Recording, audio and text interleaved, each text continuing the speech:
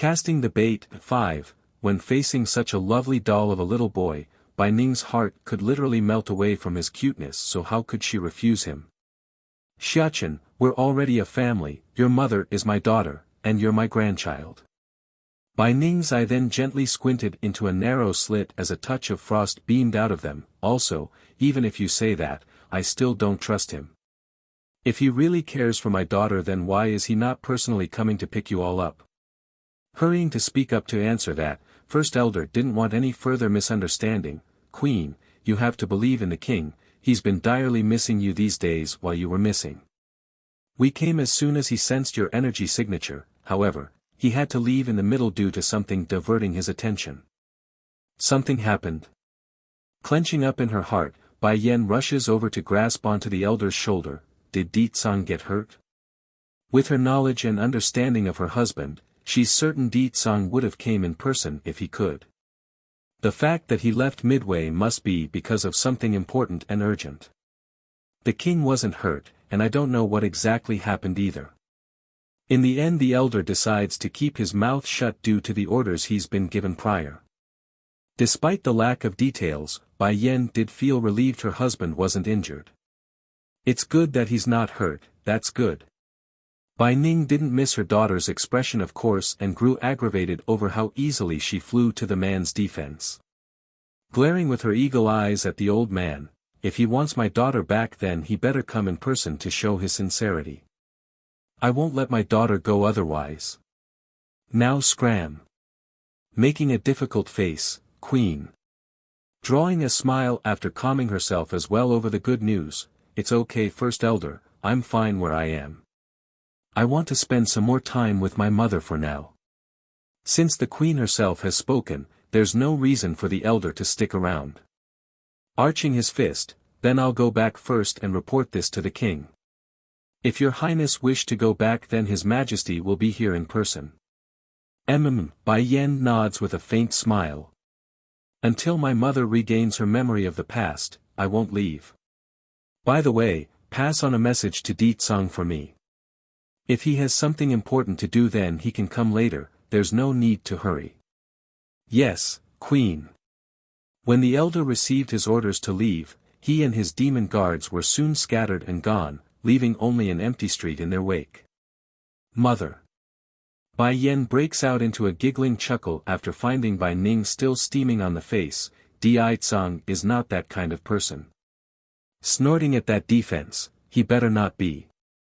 My daughter can only bully others, never be bullied. If that guy is bad to you then I won't let you two be together even if I draw your hate. What of breaking a couple with a stick?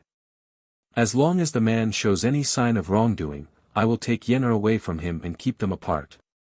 My daughter must be loved for a lifetime. Bai Yan naturally knew Bai Ning was looking out for her by reacting this way, so she didn't say anything hurtful. Besides, she knows the lady would understand her husband's sincerity soon enough. Casting the bait. 6. Meanwhile, not far away in a mountainous forest, Chu Yifeng was partially leaning down against a tree due to his body being so weak and pale. Thank you. Half a moment later, these words of gratitude were what broke the silence in the forest. Despite this, the man standing there and looking down didn't respond right away, only continuing to make his expressionless face. Seeing the man won't talk, Chu Yifeng dons a faint smile and continued to speak on his own accord. Me being injured, I hope you can keep it a secret from Yenner. That finally drew a reaction from Di Tsang, who came to his aid after diverting partway to meet his wife. Don't worry, I'm not so stupid to do that. You are injured because of her. If she finds out then she will certainly come to your side to care for you. I am a man, naturally I won't want my woman to tend to others. Chu Yifeng's body went stiff over that hurtful statement, making him look all the more frail under the slight breeze. But you helped me in the end. I saved you for Yenner's sake, so don't mistake me. If anything happens to you then she will undoubtedly be saddened knowing her character. I do not want to see a drop of tear from her. He only wants her to smile all her life, never to shed a drop of tear. That means even if the other person was Chu Yifeng, his one-time love rival, Di Tsang would still help him and not turn a blind eye. Besides, you saved Yen'er many times, as her husband, it's only right I repay her debt, so no need to thank me. The faint smile finally disappeared from Chu Yifeng's face following that, replaced only by a bittersweet flavor because those words were like knives, piercing into his heart at every turn. I am not worried with Yen'er marrying you, and I hope in the future you can always treat her like you are doing now. Suppressing the sadness in his heart, the young handsome man then got sharp when confronting the Demon King's gaze. But if I know you are to ever make her sad, I will use all my means to steal her back from you. Because of her happiness, he was willing to let go. Now and into the future, for her happiness as well, he's willing to steal her back if she's ever saddened. I can give you that promise. In this life I will love her with me all, never to allow a trace of sadness to plague her. Di Tsang's voice was firm and strong, leaving no room for doubt in his vow. Perhaps he was pleased to hear that oath, or he's finally regained enough strength, but Chu Yifeng gradually and sloppily got up from the ground. Due to how unstable he was, the young man had to lean against the trunk still in order to keep his posture. Also, you have to be careful of a certain person. Who? Di Tsang asks with alarm in his voice. Yen'er should have met him already, he's a man that looks very much like me. You have to be careful with him and not let Yen'er get hurt. That brought the Demon King's voice down to a frosty chill. Do you know something that I don't? I only came across the information not long ago but can't confirm it yet. Chu Yifeng smiles wryly as he looked the man dead in the eye. Di Tsang, I gave Yen'er to you, so you must protect her at all cost. There are some things I can't tell you now, but you and her will naturally find out on your own.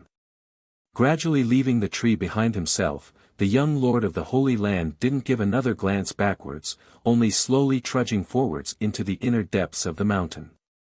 Sire, an old figure eventually descends from the sky after Di Tsang was left alone again, his voice respectful and compliant. Ning Yuan's lover, 1, where's my wife? Asked Di Tsang with a frown after turning around. Sire, I am incompetent, failed to bring her highness back with me, but rest assured, she and the prince is very safe. They're currently staying with the queen's mother. Yan Yan's mother? Raising his brow, Yan Yan's mother is also there. Can it be, she's found her birth mother? If this is the case, Yan Yan's most worried subject can finally be put to rest. But, First Elder then looked up to meet the loosening expression of the king. Apparently the queen's mother has some kind of misconception about you, sire. She demands you to go pick up the queen yourself if you wish to retrieve her. Expressionless still, I understand, you can go back first. Yes, sire. When the elder's old figure finally departed, Di Tsang also went ahead to take his leave, heading straight into the dense shrubbery for his intended destination. Inside a well-hidden cave of a valley where combat took place, Ning Yuan was struggling to get himself up from the dirty ground when he pulled at his wounds again, causing a layer of sweat to come forward as result. That fucking bitch, sooner or later I'll snap and break her apart for what she did to me. After swearing that to himself, this scum who wanted to take Bai Yan's life but got injured instead turned sinister in his face. But I have already given you that poison. I bet she's succeeded by now. Once that bitch is gone, then no one will ever know what I have done. It's a shame though, perhaps this time I will have to sacrifice you. But that's fine, as long as I can get Ninger to stay by my side forever, then sacrificing a daughter is nothing, I can always make more like her. It's then a slight rustling sound came from the front entranceway of the cave. How did the matter go with you? Ning Yuan snickers and asked the figure who entered into his view. The newcomer was a woman wearing a long yellow dress, her skin fair and white, and that face truly worthy of a prize without any blemishes. If there's any fault, it would be that expression that's tinged with the look of grief. Brother Yuan, Bai Ning never liked you from the start, why do you keep clinging on to her? You will never understand my feelings. From the very first day I met Ninger, I have vowed to make her mine, even if the price is great, I will have her as mine. There's absolute determination in those eyes when the scum said that. Clenching her fist in frustration from that statement, the woman in yellow pleads again, but is your daughter, isn't it too dangerous to have her carry out a task like that? So are you implying you can and she can't? Ning Yuan glances and sneered at the lady across from himself. Don't forget, I saved you only because I wanted you to help care for my daughter while Ninger is not around. You are to never show yourself before her. If she ever learns of your existence, then I will not let you off, understand? I was wrong from the very beginning. I should not have gone to fuck another woman in a vain attempt at rousing jealousy from Ninger. That only backfired and ruined any chances I had. Thankfully she eventually lost her memory and forget everything. I won't let this second chance pass me again, never. Ning Yuan's lover, too, since it was not easy to get the chance, he naturally wouldn't allow other females to appear by his side. This was also the reason why Bai Ning never discovered this other woman who has been around for so long. She had always hidden herself from view. The outburst hurt the lady in yellow greatly, of course. She simply never thought her own existence would be so pitiful despite sticking with this man for so many years. Seemingly becoming aware of the effects his words had on the lady, Ning Yuan's tone promptly softened up as he continued, Lo Xian, as long as you keep to my will then you are still my woman. However, if she finds out about you then you can't stay around anyways, do you understand? Pursing her lips, Lo Xian didn't give a reply to the man because it stung knowing she's second fiddle. Truth was, from the very beginning that she followed him she had known her own fate wouldn't be great. Nothing but a sex toy for Ning Yuan to vent his lust, but even so, she went ahead with that decision due to her love for him. Tell me first Lo Xian, did that girl die yet from the poison I gave you or? Ning Yuan's gaze was burning with a dark light when asking that, showing how much he hated Bai Yen from the hearts down. Growing paler at the topic over the dreaded topic, Lo Xian met the man's gaze with her own, the man whom she followed without regret for the past decade and more. Yuer was afraid of being exposed so she didn't poison that woman, instead she got someone to go make trouble for that Bai Yen using her own plan. Brother Yuan, please don't be mad with her, but Yuer was exposed on the spot when she tried that. Now she's been driven out of the inn and can no longer go back. Ning Yuan's happy face instantly crumbled, replaced only by a distorted outrage on the face. How dare she go against my will? I told her to poison that bitch, did she not hear me clearly? Why didn't she poison her? Lo Xian didn't know what to say right now because this sort of behavior was a first for the man. Ignoring whether Ning Yuan was sincere about Ningyu, she's still his biological daughter. Never has he ever beaten a girl, so imagine him lashing out because she didn't listen. That's something completely out of the norm. Brother Yuan, she's afraid. Lo Xian attempts to defend Ningyu due to her own fondness for the lass. Quit defending her. You think just because of that reasoning that she can disobey me and do something that's stupid? Do you think those people won't notice her stupidity? The more he spoke, the more outraged the scum became. Where's Yuer now? Why didn't that woman kill her? Shaking her head, that woman did not kill her, only kicking her out. Brother Yuan, Yuer already suffered a lot this time, she has. Shut up. Ning Yuan snaps, his eyes raging with madness, that girl disobeyed me so she might as well die for it. If not for Ninger liking her so much, I would have strangled her at birth just like what I did to her mother. He only likes Bai Ning and whatever children she would bore him, as for any other like Ningyu, they are unimportant and nothing but tools in his eye. It's obvious to this scum that girl was no longer needed if she couldn't be of use, meaning he won't leave her alive anymore, just like her birth mother. Wait, did you say Bai Yen let her go? Eventually Ning Yuan regains his composure like a predator sensing danger. That's right. The lady carefully nodded, unsure why he would ask for confirmation. Sneering, although I didn't interact with that bitch a lot, but I can at least tell she's not one to leave those who cross her alone. So why did she let Yuer go? Ning Yuan's lover, free, Lo Xian clamped her lips tightly and didn't say another word. She's got this feeling that the man before herself was very strange to the point where she couldn't recognize him anymore. Not good. Ning Yuan's expression suddenly changed for a whiter shade as she glared at the lady. Did you tell you where I am?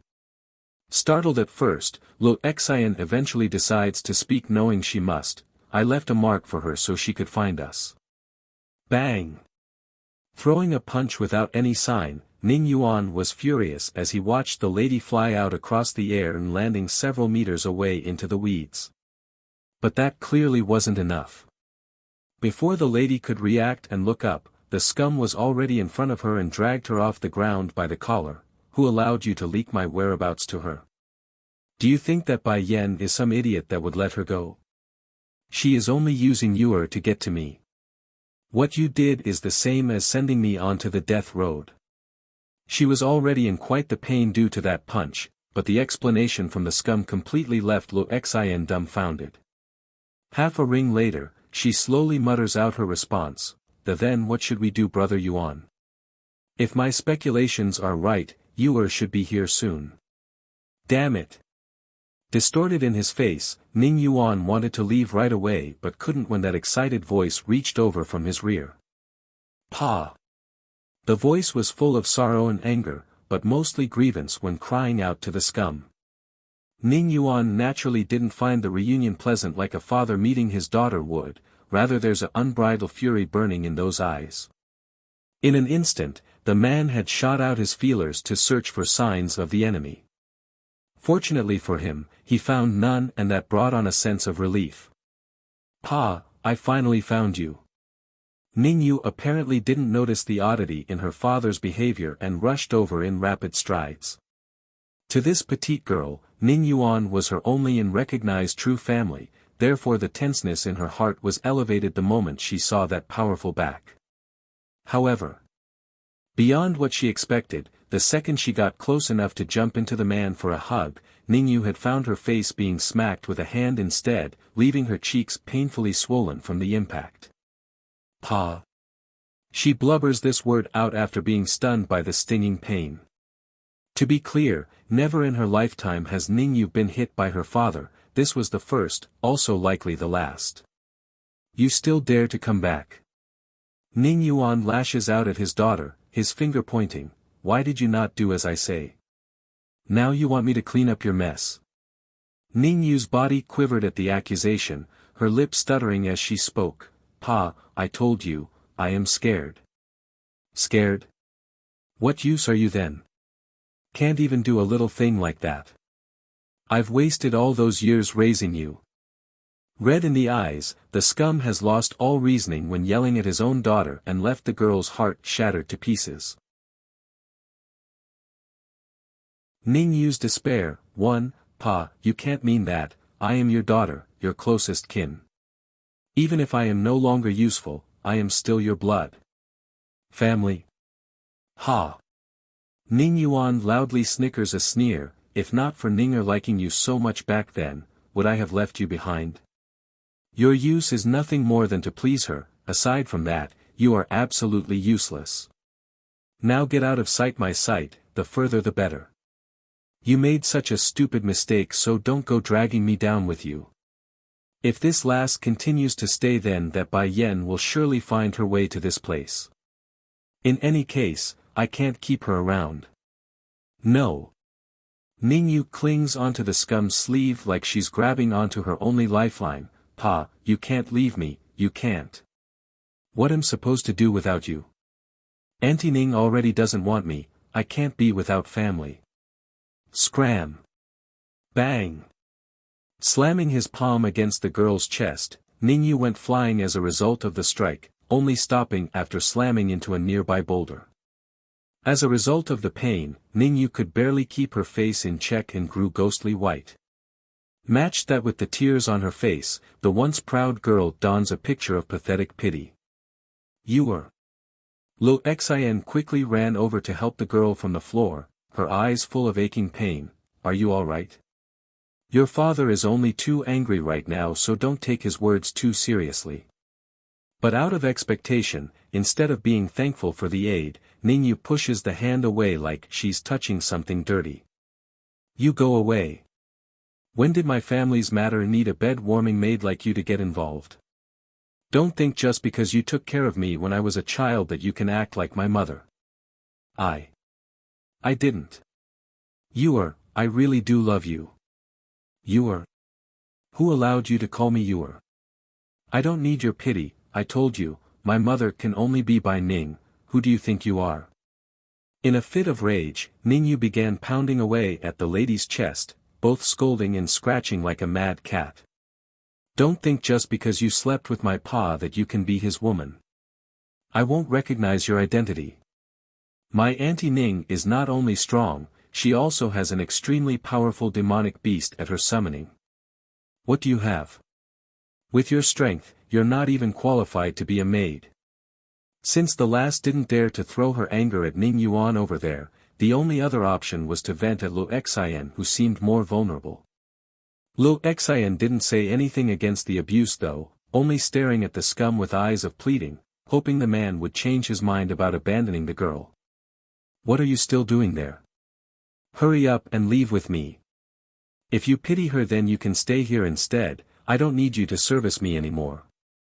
To emphasize his words, the scum actually snickers a laugh like the ones in front of him were nothing but baggage. Ning Yu's despair, too, though Lu Xian wasn't as beautiful as Bai Ning in appearance, but she's still a first-class beauty, hence the reason Ning Yuan never drove her away and only hidden her from sight. He has sexual needs too and she's the perfect venting hole for that. As for Ning Yu, well, nothing but a daughter, he could make plenty more once he gets his hands on Bai Ning. He's young, strong, and plentiful down there, what does a daughter or two matter to him? Lu Xian knew of this fact of course, so after a final pitiful glance at the lass, the lady also grew firm and gave up to leave for the scum's side. Against the abandonment from all those whom she knew, Ning Yu finally began to panic and quickly clung onto the lady's sleeve. Don't go, don't leave me alone, I'm afraid. Auntie Ning already left me, are you also going to leave me? Lu Xian's body stiffened at that plead, but once her eyes met with the scum's who had clearly grown impatient at this point, the lady could only sigh and shirk off the desperate hand. Dreading with fear, Ning Yu didn't dare to stay down knowing she might really be abandoned and chased after the two. Pa, please take me along, I promise to be good from now on, please, please, I don't want to stay here alone. Despite the crying tears and constant words from his own blood, Ning Yuan felt nothing and didn't leave a single speck of his attention behind. Gradually, his figure was disappearing from view, leaving only the crumbling and despairing-faced Ningyu in the background. However, in the moment before the scum completely disappears and flees from the valley, a low and old-sounding laughter rumbles through the sky, sending a chill through Ning Yuan's skin. Who? Spinning around, he searches for the voice but found nothing. But he didn't need to search, in fact, the voice came to him when that old figure emerged from his illusionary hiding. She's right, just following this lass will lead me to you sooner or later. Dragon Flame sarcastically states this. It's as Ning Yuan suspected. Bai Yan did have the old goat tail the petite girl since her departure, knowing fully well she would search out her father after being driven out. It's you. The scum exclaims, his fist crunching and his eyes burning with fury. Just now I clearly checked to see if someone followed her, how did you hide your energy signature? Snickering a sneer, that woman is an alchemist, why are you acting so surprised about me hiding myself from your senses? Dragon Flame wouldn't admit Bai Yan as her mistress so he would never address her as such, hence the disrespect. Ning Yuan's expression went a shade whiter at knowledge. Without hesitation, he bites his teeth and yelled, we're leaving now. Lu Xian didn't respond right away against the speeding back of the scum, only looking back at the despairing Ningyu in the background. However, in order to save her own life, she could only bear the merciful side of her consciousness and give up on the girl. She may like the lass but she values her own life more in this situation, that's just human nature. Ning Yu's despair, want to flee. Dragon Flame snorted, his figure disappearing in a flash and blocking off the scum up ahead. Outraged, Ning Yuan lashes out, "What the hell are you trying to do? Trying to hurt that Bai Yen is that girl, it has nothing to do with me. If you want the one responsible then it's her you want, not me." Those words surely reached Ning Yu's ear, and sure enough, the girl's eyes were lifeless then as she stared up to the man whom she considered her closest kin. My biological father, is actually making me pay for his crime. How laughable. So this is called affection. The love he showed me are all lies. He only cared for me is because he didn't want to break Auntie Ning's heart. And I hurt and disappointed the only person who truly cared for me, I hurt Auntie Ning. I'm so foolish, I'm so foolish. Perhaps the situation has caused the petite girl to completely give up on life. Despite the great opportunity to flee for her own life, she actually didn't move and stayed motionless on the ground. Dragon Flame could care less about the woes of some insignificant brat of course and went for the parts that hurt in her words. "I remember this girl is your daughter, is she not?" Pointing to Ningyu who was still lying on the floor in a stupor state, "It looks like you humans are just as ruthless as ever, things never change. In order to save your own life, you will even abandon your own flesh and blood." One of the main reasons the old goat hated humanity was because of their cruelty and lack of affection for one another, so he detested the scum even more now. Unfazed by the mockery, Ning Yuan draws a contemptuous smirk in retaliation. "You're only talking big because you and that Chui Feng teamed up to fight me. Now that I'm injured and can't fight, you dare to act all arrogant. Don't think I'm some pushover." Glaring in his eyes now, "And what if I'm ruthless? In this world, feelings are nothing but tools to me. There are only those who are useful to me and not useful." Since she's in the latter category of being useless, she can only blame herself for being born my daughter. The way the scum said that sounded righteously smooth because the bastard never once considered his logic flawed. Then what about Bai Ning? The old goat snickers and asks again, pointing out in the hypocrisy in the scum's words. Sure enough, Ning Yuan became choked for words and didn't reply. He may call other people tools for him to use, but regarding Bai Ning, he truly did love her, though twisted and wrong, he still does. Perhaps the lady was the only existence in this world where this scum didn't have ulterior motives in mind. Ning'er is not the same. She is good and beautiful. I would never hurt her. If she wasn't so distant to me back then, I wouldn't have slept with Yuer's mother either, I only wanted to provoke jealousy in her. But that was a mistake when I ended up making that slut pregnant. Growing increasingly more frustrated on his face, at the beginning I wanted to abort the baby, but then Ning'er found out about the situation and advised me to keep it. Humph, I may have kept the baby alive to please my Ning'er, but that doesn't mean I will leave that slut alone. The baby only needs one mother, and it will be my one and only Ning'er. When the petite girl on the ground finally heard the last bit about only needing one mother, her heart promptly stopped beating like someone squeezed on it and ripped it out. Ning Yu's despair, for those last words echoed in Ning Yu's head, causing her brain to want to explode from pain. Suddenly, the girl lost all sanity and crouched down with her hands wrapped around her head as she cried out in agony. Betrayal has always been the poison which hurts the most. For Ningyu, she's suffering exactly that right now. She had always believed her mother died while trying to give birth to herself, and that the woman was a slut who seduced her own father in order to climb up the ranks of society. Now it turns out everything was a lie.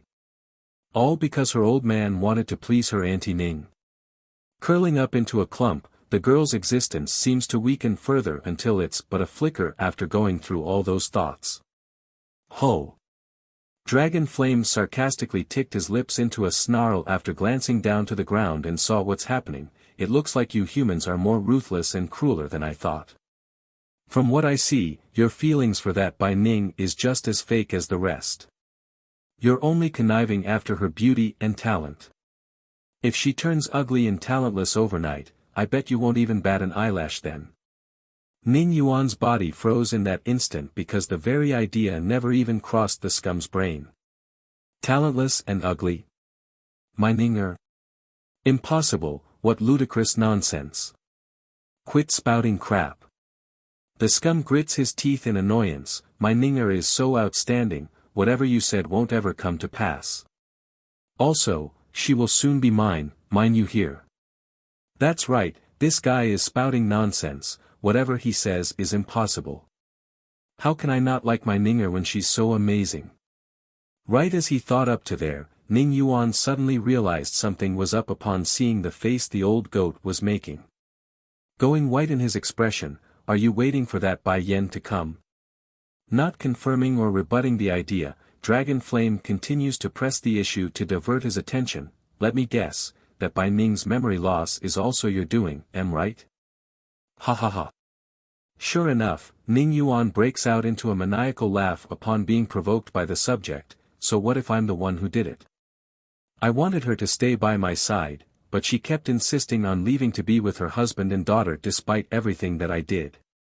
Closing his eyes, the scum seems to be recalling back to the past that brought forth the inner rage he's been suppressing over the years. I'll never forget the first time I saw her. She just lost her daughter and was covered in blood by the time I came across her, yet she still tried to go back to her family.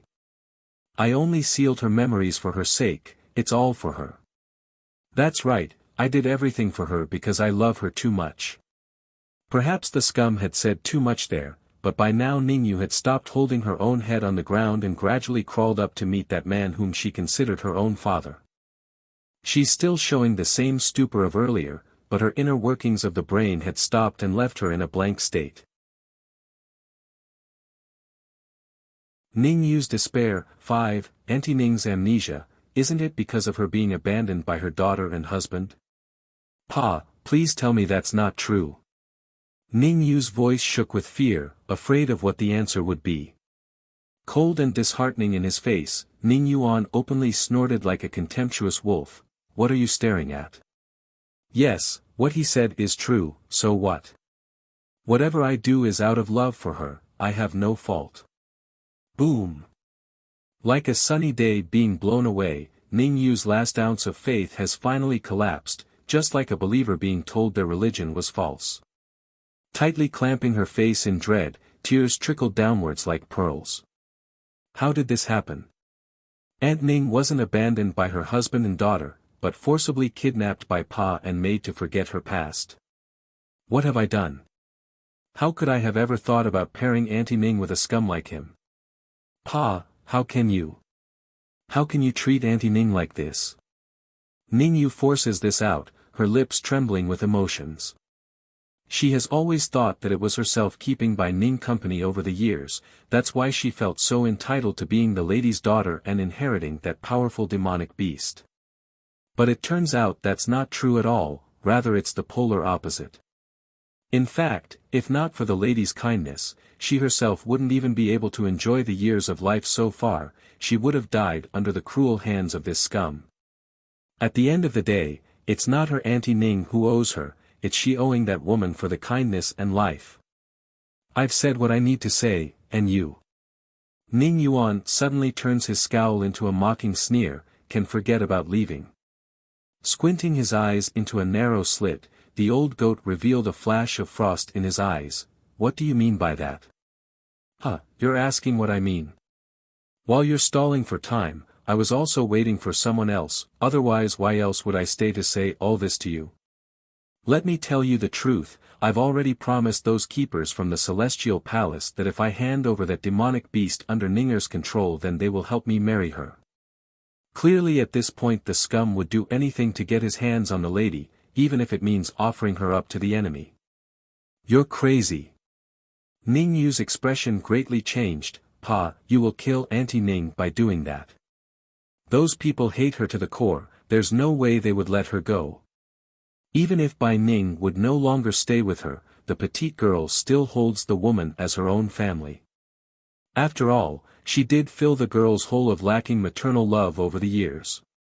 Do you think I can still smoothly get her with that Bai Yen around? Ninger's strength is very strong, unless I get the help of those keepers then I can forget about marrying her. I have to. I can't worry about so much anymore. The scum also took a lot of effort when coming to this decision. To be fair though, seeking help from the Celestial Palace was only a backup plan. If Ningyu had done what she was tasked to do and poisoned Bai Yan, then he would have left those keepers hanging dry, but obviously that wasn't the case, so he's going to go through with this. Not good. Dragon Flame seems to sense something. Going a bit white in his complexion, he hurriedly looks up and discovered why. There's an old figure wearing a grayish robe above his head.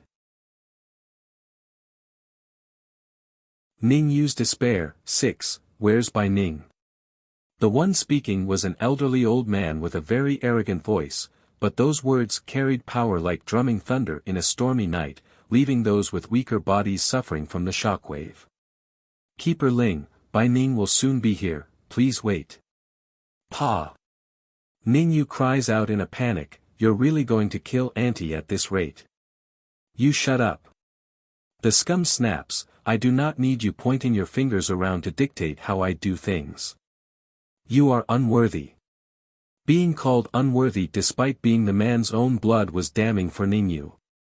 Completely crumbling to the ground again, she felt powerless and alone in this world right now.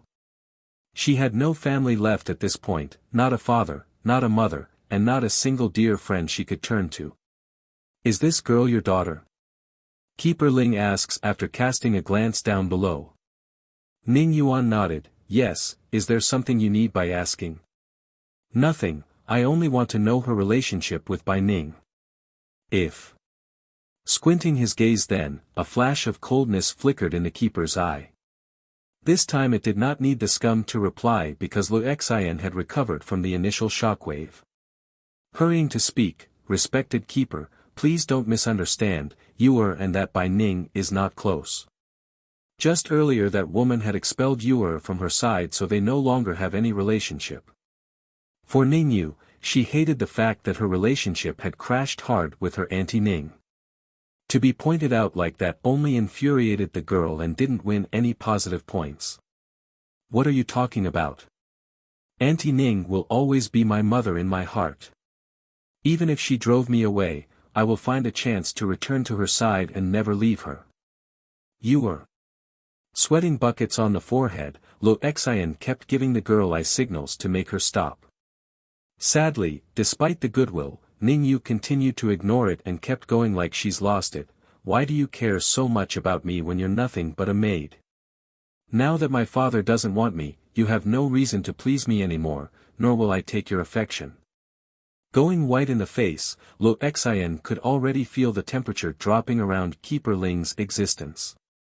Hurrying forward, the lady attempts to pull the girl up and leave before it's too late. You go away, I don't want your fake kindness. Using her best effort to push the lady away, Ningyu manages to get up from the ground on her own. If it wasn't for Pa lying to me, making me believe Auntie Ning's daughter abandoned her, I wouldn't have been driven away. But it doesn't matter, Auntie Ning will forgive me soon enough. She will then accept me and I will become her daughter as well. Seemingly realizing the truth now, Luxian looks on at the girl in front of herself with horror. She's trying to seek death. That's right, after being driven away by Bai Ning at the inn, this petite girl who made so much mistakes in life only wanted to run back to her father for comfort, never did she intend on taking her own life. However. Well, the truth simply was too cruel for her young heart. Now the last straw keeping her soul in check has crumbled and she just wants to end it, end everything, and leave this unbearable world. Ningyu's Despair, 7, in this world, no one truly loves me. Aside from Auntie Ning who did, my own father is bent on only using me. So what other reason do I have to live for when the last person who truly cares for me has left? I admit, part of me wanted to be Auntie Ning's daughter because of that demonic beast she held in her hands, but more of it was because I was unwilling to give her up to someone else. Why does some random stranger get to take her away from me when I've been with her for all these years? I always thought she owed me for that, but now I finally understand. it is I who owes her for everything kind that is in my life. Gently closing her eyes, a single drop of tear fell out of the corner to show how helplessly sad she was. If you want to die, then I will oblige you. A flash of killing intent filled Keeper Ling's gaze as he whisked his sleeve, shooting out a light beam towards Ning Yu's figure. Perhaps the heart still feared death because Ning Yu continued to tremble under the bristling wind of this valley. However, she's got no room left to escape at this point. Yet, the expected stinging pain never came. Finding this strange, she slowly wedged a slit in her tightly clamped eyelids and took a peek. To her shock, there's a slender figure standing in front of herself, pierced through the chest by that ray. In this second, this very moment, Ning Yu couldn't feel her heart beating anymore as Luxian's body gradually fell down to the bushes like a withering rose. My feelings for you isn't fake, nor is it only for Brother Yuan's sake. He is one of the reasons, but also. For more than a decade, I've been watching over you from the shadows, there's no way I don't care for you. That said, the dying lady then shifts her gentle gaze over to the scum who still didn't move a step to help. Brother Yuan, I know you are not like that. If Yu dies, then you'll regret it, so, let me do this one last thing for you. Following those final words, the last spark of life now leaves the beauty's eye. Regret, pain, and guilt poured into Ning Yu's heart as she stared down at the pool of blood continuing to seep out of that lifeless body. Then in a sudden burst of anger, resentment filled those crying eyes as she herself confronted her own father, the very scum who did nothing to help. She sought that on her own, she can't blame anyone but herself for being so foolish.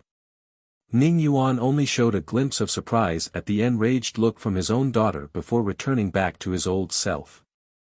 Understanding as much that she couldn't do anything, Ning Yu was done with that man as well and no longer cared. Crouching down, her hands gently held on to Luxian's body as she cried her hearts out. I'm sorry, I'm so sorry, Auntie Lu. She did it again, making another dire mistake that costed her someone important. Ning Yu's despair. 8. On this day, Ning Yu seems to have matured a lot due to everything, however, there are no smiles left on her face, there's only hatred. Humans. Such a confusing race. Shaking his head after muttering that to himself, Dragon Flame returns his gaze to the keeper who's still looking down from above. Old fart, don't get so arrogant in front me. If I still had my previous strength, then you wouldn't stand a fiddle in front of my eye. Humph. Keeper Ling huffs a snort, blind and arrogant, what a hopeless creature you are. Nothing but a grain of rice, you will never compare to the sun in the sky like I. Unfazed by the put-down, the old goat scoffs a sneer of his own. How can the people of this age be this arrogant? In our time, no one would even dare to rant in front of me, the great dragon god.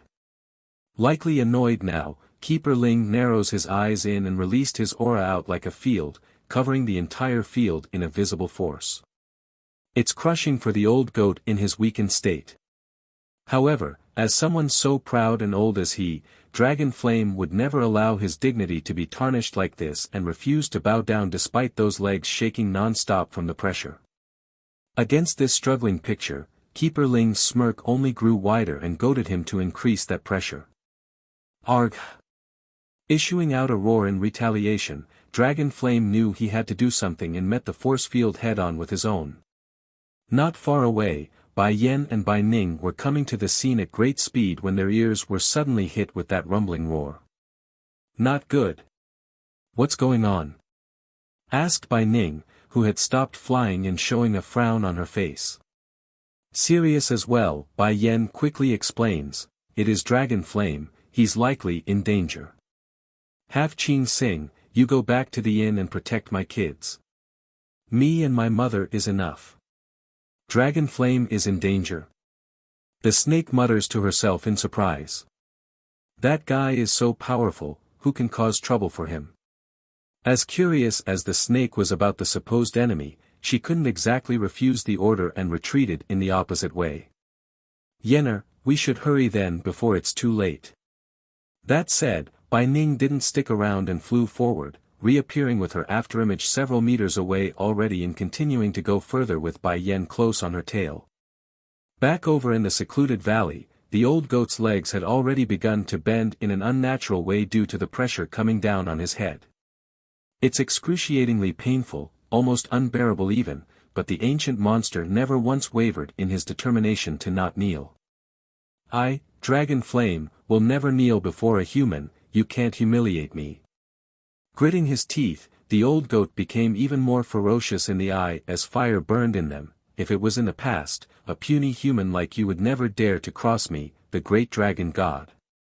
But just because I've been locked away for so long that you insects would act all arrogant before me?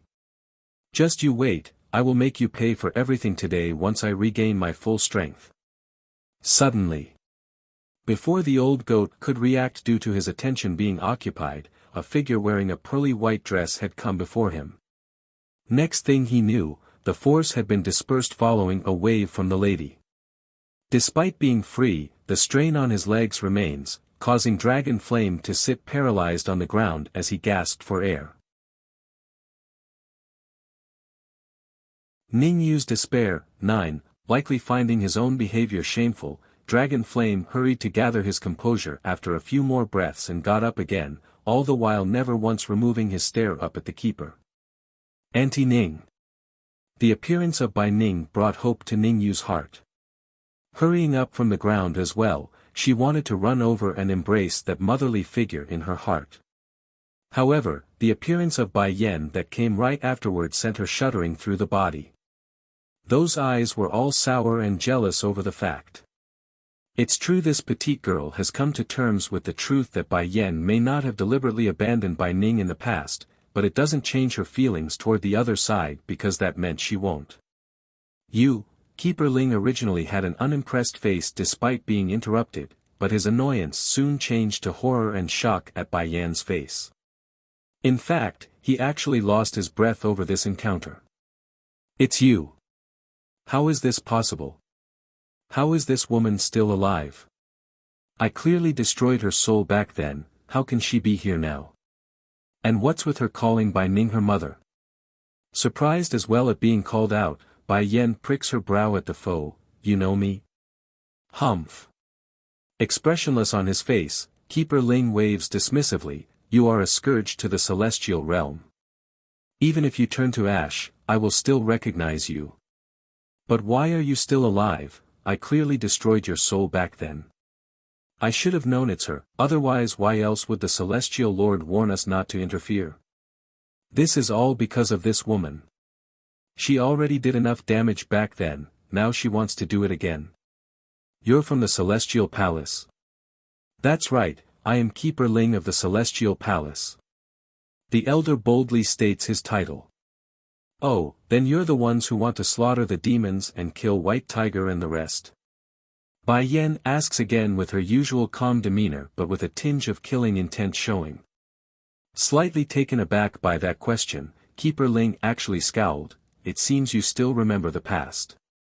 Those are indeed the deed of the Celestial Palace, what of it?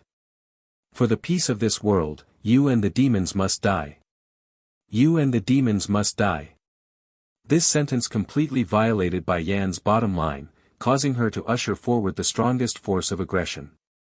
Mother, I'm sorry, I've dragged you into this. Encountering a member of the Celestial Palace this soon was something out of Bai Yan's expectation, and since the person claims to be a keeper then he could only be at the demi-divine lord level. Even so, she's not afraid despite the huge gap in strength and felt relieved that the kids aren't around right now. Don't say that Yenner, it's me who should apologize because they are coming after me. Bai Ning bitterly smiles due to the helplessness she felt inwardly. Bai Yen on the other hand didn't reply her mother's words though, only looking down to the old goat beside herself. Dragon Flame, I will lift the contract between you and Half Qing Sing in a bit, you leave here immediately, his target is me and my mother. I only want to ask one favor from you, help me bring my son and daughter to Ditsang, alright?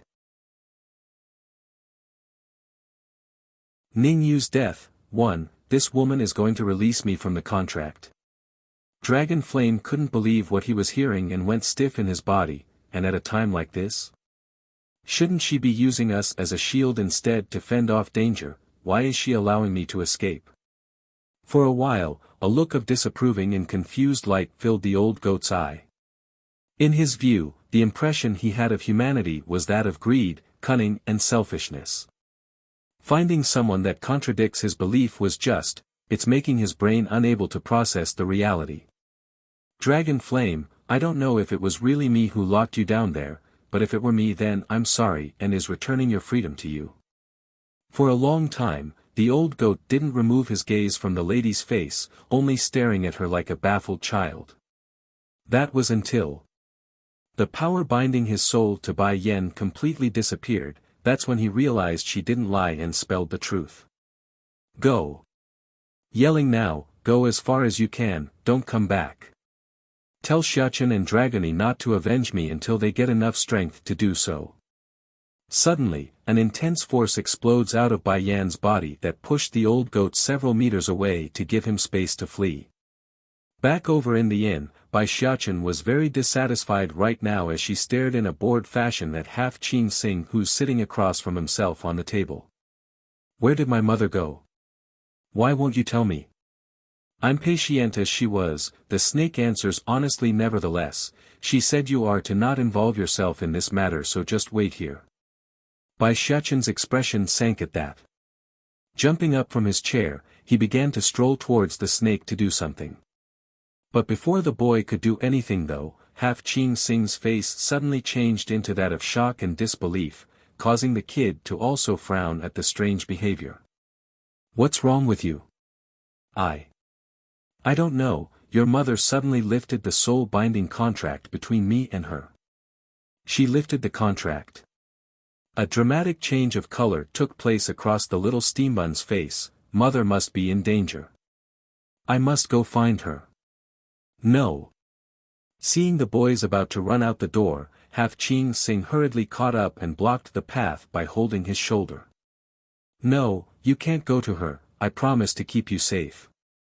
Even if the contract between me and her is gone, I will still carry out this last mission out of consideration for keeping her word. Get out of my way. Without any indication, a monumental level of power exploded out of the boy's body, sending the snake flying back several feet before she stumbles to the floor. This sudden increase in strength and oppressive air left the lady in utter dismay. She never expected the child to be this powerful and instinctively gulped out of fear from the hearts down. Ning Yu's death, 2, Gij. By then the event had also drawn in Dragony from her nap. Reaching over to stop the boy as well, she wanted to ask what's going on when he slapped her hand away. The pain stung of course and the little missy promptly shrunk her hands back, those eyes timid and sad and looking at the little steambun who didn't give any words of comfort that he normally would. What's wrong, Gij? Are you going to find mother? Can you take me along with you? I can also help protect mother.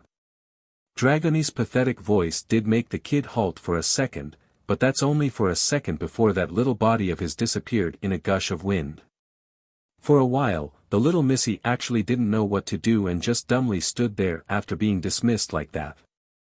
Am I too weak? The missy timidly asks the snake behind herself with pursed lips.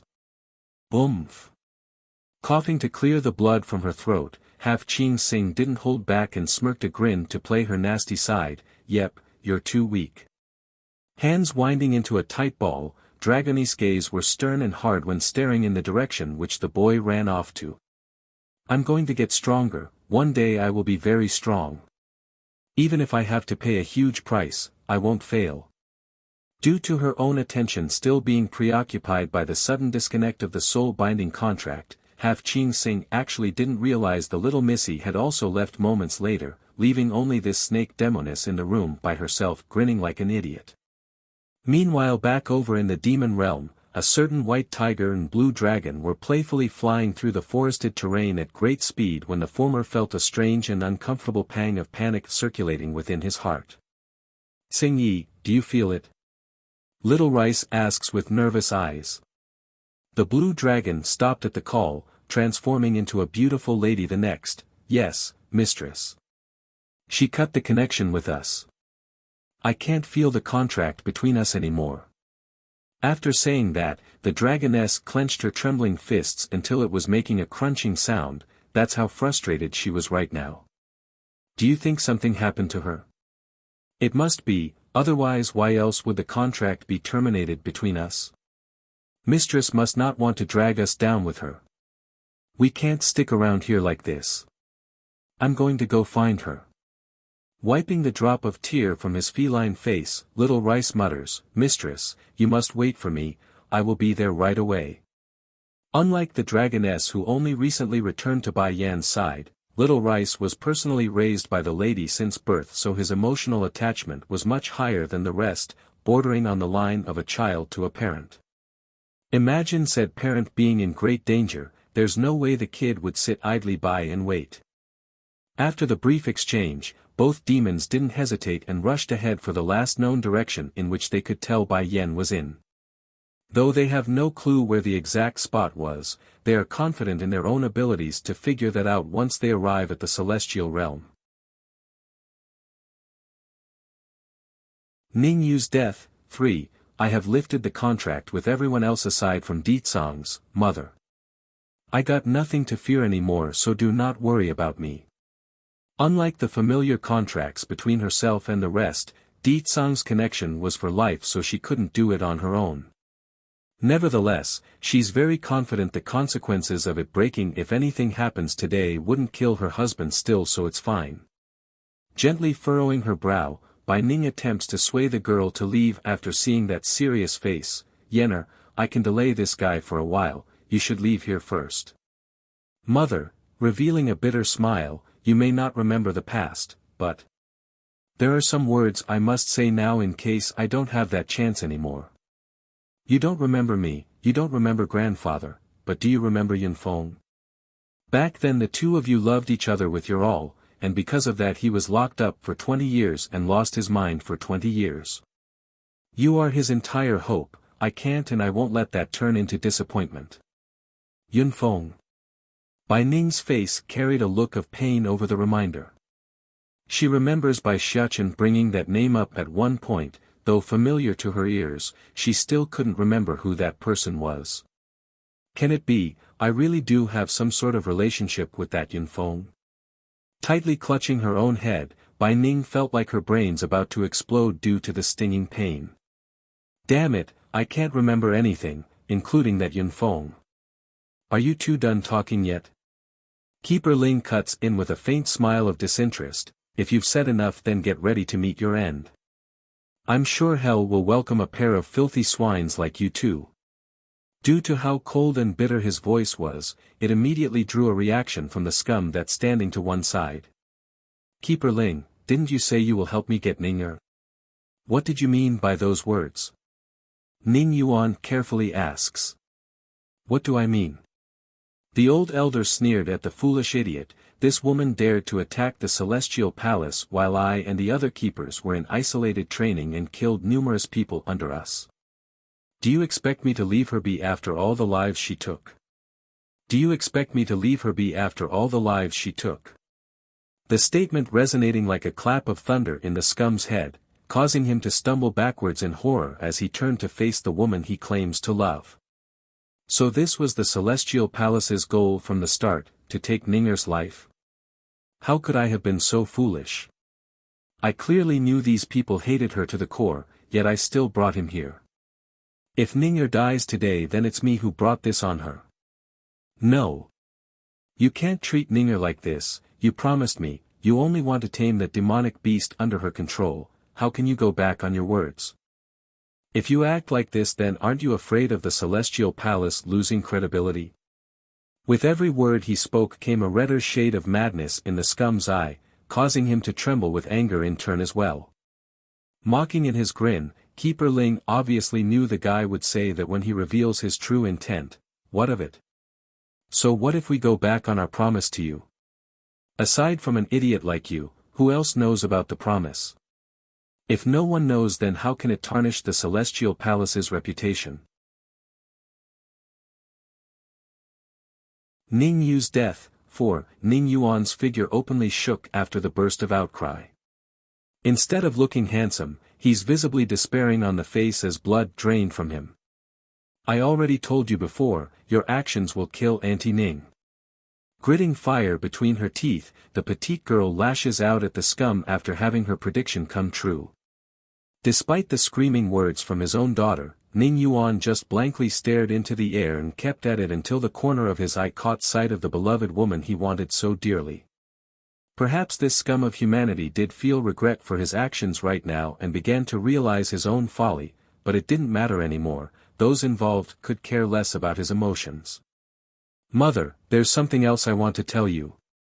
Bai Yan ignored the keeper's threat and continued to speak. What is it? Bai Ning asks with a surprised note in her voice. My grandfather, uncle, father and grandmother are all waiting for you to come home, so I don't want you to possibly misunderstand them once you regain your memories. The one who secretly attacked you didn't do so under the instruction of grandfather, it's a vile hag who loves father in secret and did so behind everyone's back. I hope you can forgive father and his side of the family for not knowing and stopping it in time back then. Pausing, a firm light flickers within Bai Yan's eyes like she's come to terms with something, and finally. Mother, I really do love you, I do. In that instant, Bai Ning just stared out in shock over the undeniable confirmation of their bond. She suspected as much, but it's another thing to hear it aloud that it's true. Swish. Suddenly, without giving anyone a chance to react, Bai Yan had pulled out her long sword, Godslayer, and slashed down at the ground between herself and her astonished mother. Immediately, a giant crack forms and forced the two apart in order to avoid falling into the chasm.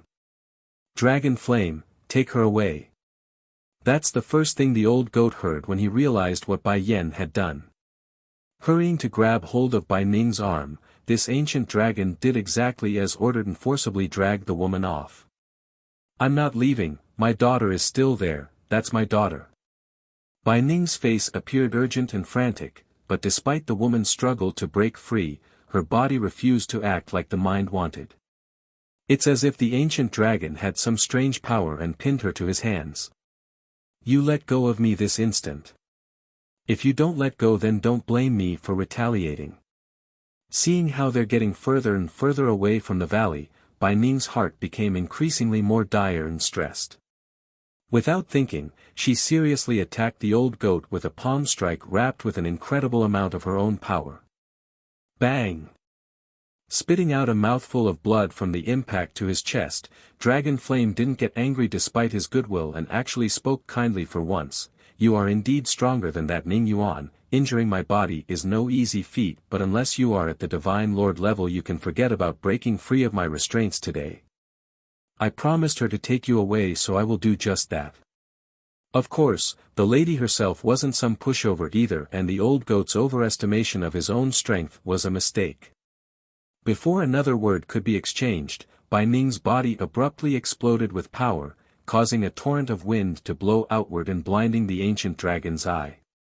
Using this momentary lapse in view, Bai Ning instantly broke free from the grasp by sheer physical strength and ended ripping part of her own dress in the process. This allowed her the opening to fly back towards the valley where Bai Yan should be still. Unfortunately for this desperate mother, the old goat wasn't someone that could so easily be lost. In mere seconds, Dragon Flame had already caught back up and clung onto the lady's waist like an anchor.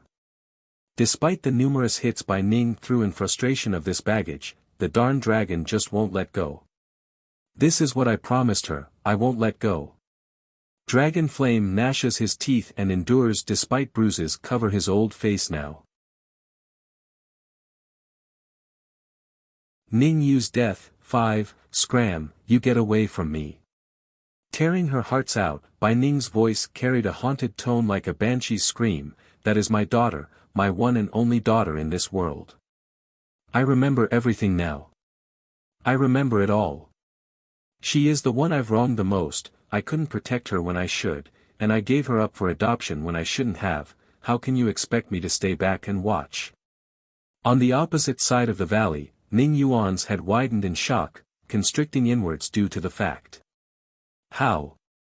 How could she have recovered her memories? Just then last ounce of patience has finally seeped out of Keeper Ling's body. Raising his hand, a sharp beam of light shoots out of his finger and aims straight for the crying mother that's quickly flying back over, separated only by an open chasm on the ground. Mother! Bai Yen cried out in extreme fright then, wanting to give chase to the attack and stop it. Sadly, her movements were nowhere close to being in time due to her positioning. Dragon Flame knew this and knew he had to do something. Without giving his brain any time to think, the old goat's body had responded and wanted to forcibly fend off the light beam using his own sturdy self. However, there was apparently someone else who had the same idea that was also much closer. Bang! Ningyu figure silently stood there as the light pierced through her chest. Then without a single sound, the petite girl wordlessly fell to the ground and hit the bushes. Despite this, her bleakly white face remained a smile as life slowly drained from those eyes. It's clear she wanted this, perhaps as redemption or payment for her own mistakes in life. Bai Ning's heart felt like someone just ripped it right out of her body in that instant. Staring out in absolutely disbelief, the air literally left her lung as she cried out the girl's name. You were. Why? Auntie Ning, the words were intermittent between breath because of how weak the girl was. I really am, sorry. I really do like you. At the edge of death, Ningyu could honestly tell herself she did love Bai Ning from the hearts down as a motherly figure.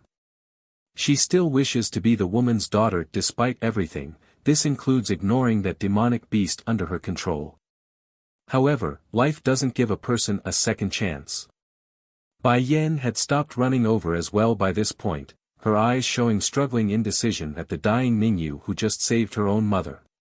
There's no doubt that Bai Yen had assumed the other lass only wanted to get close to Bai Ning for ulterior motives, but after this scene, she couldn't deny she was wrong, dead wrong even. She really did care for my mother. Mother. Coming back to her senses, Bai Yen immediately pulled out a medicinal bottle and threw it over. Take this and give her it. Okay. Catching it like she's catching a lifeline, Bai Ning immediately returned her attention back to Ningyu and popped the cork, trying hard to put the pill into the girl's mouth. Unfortunately, Ningyu had other intentions in mind. Slowly closing her eyes, she resisted the life-saving medicine and brought the desperate lady to the knees. Ningyu's death. 7. Bai Yen scoffs a sneer in retort, that's right, I will and I can with my bottom divine strength. Stroking her long sword, a flicker of frost beamed out of the lady's eye. God Slayer, I know a sprite resides within your main body and that you have awakened. Since the day where she saw this blade absorb the energy within the bronze gate on its own, Bai Yen had already known there's a sprite residing within. She only left the matter alone because the sword immediately went back into slumber, otherwise she would have tried to dive deeper for more information. But now Bai Yen could no longer wait, she needs the power within this sword. I picked you up not only to be a blade that can only kill. If you don't help me then I would rather destroy you if you aren't able to do more. Yun. Buzzing from the stimulation, it's clear the words from the woman had roused a tough reaction from the sword. It's protesting to the threat in its own way by humming profusely. Surprised on the face, Keeper Ling immediately revealed his greedy side. I did not expect you to have such a valuable weapon in your hands. What a shame, such a nice sword is wasted on you. Even with its help, you still won't be able to defeat me. Bai Yen didn't get taunted by the provocation, only raising her blade upwards and tossing it behind herself along the crack line. Like a massive wall, the sword grew and grew, massively bigger than its original size until it's towering like a miniature mountain range. I don't have to use my Godslayer to deal with the likes of you, I just need it to keep my mother from returning to this side of the valley. And like you said, my strength is indeed lacking, otherwise I could have used the sword to defeat a trash. Squinting those old eyes in, Keeper Ling apparently found the comment insulting. In that case I will first remove you from this world and then deal with your mother. At the same moment back over on the other side of the valley, Bai Ning was pounding away at the sword's body. No matter how she tried though, she just couldn't make it budge, nor could she fly over due to the strange power restricting flight from the blade. You should stop it now. With your current powers, you are nowhere strong enough to break through its hardness. I know this sword the best. Not only can it cut through the strongest defenses, the sword aura coming off of it can also crush a person into meat paste. Though its abilities are somewhat limited due to your daughter's weakness, it is still more than enough to keep you down on the ground. The old goat's remarks only made the lady more desperate on the face.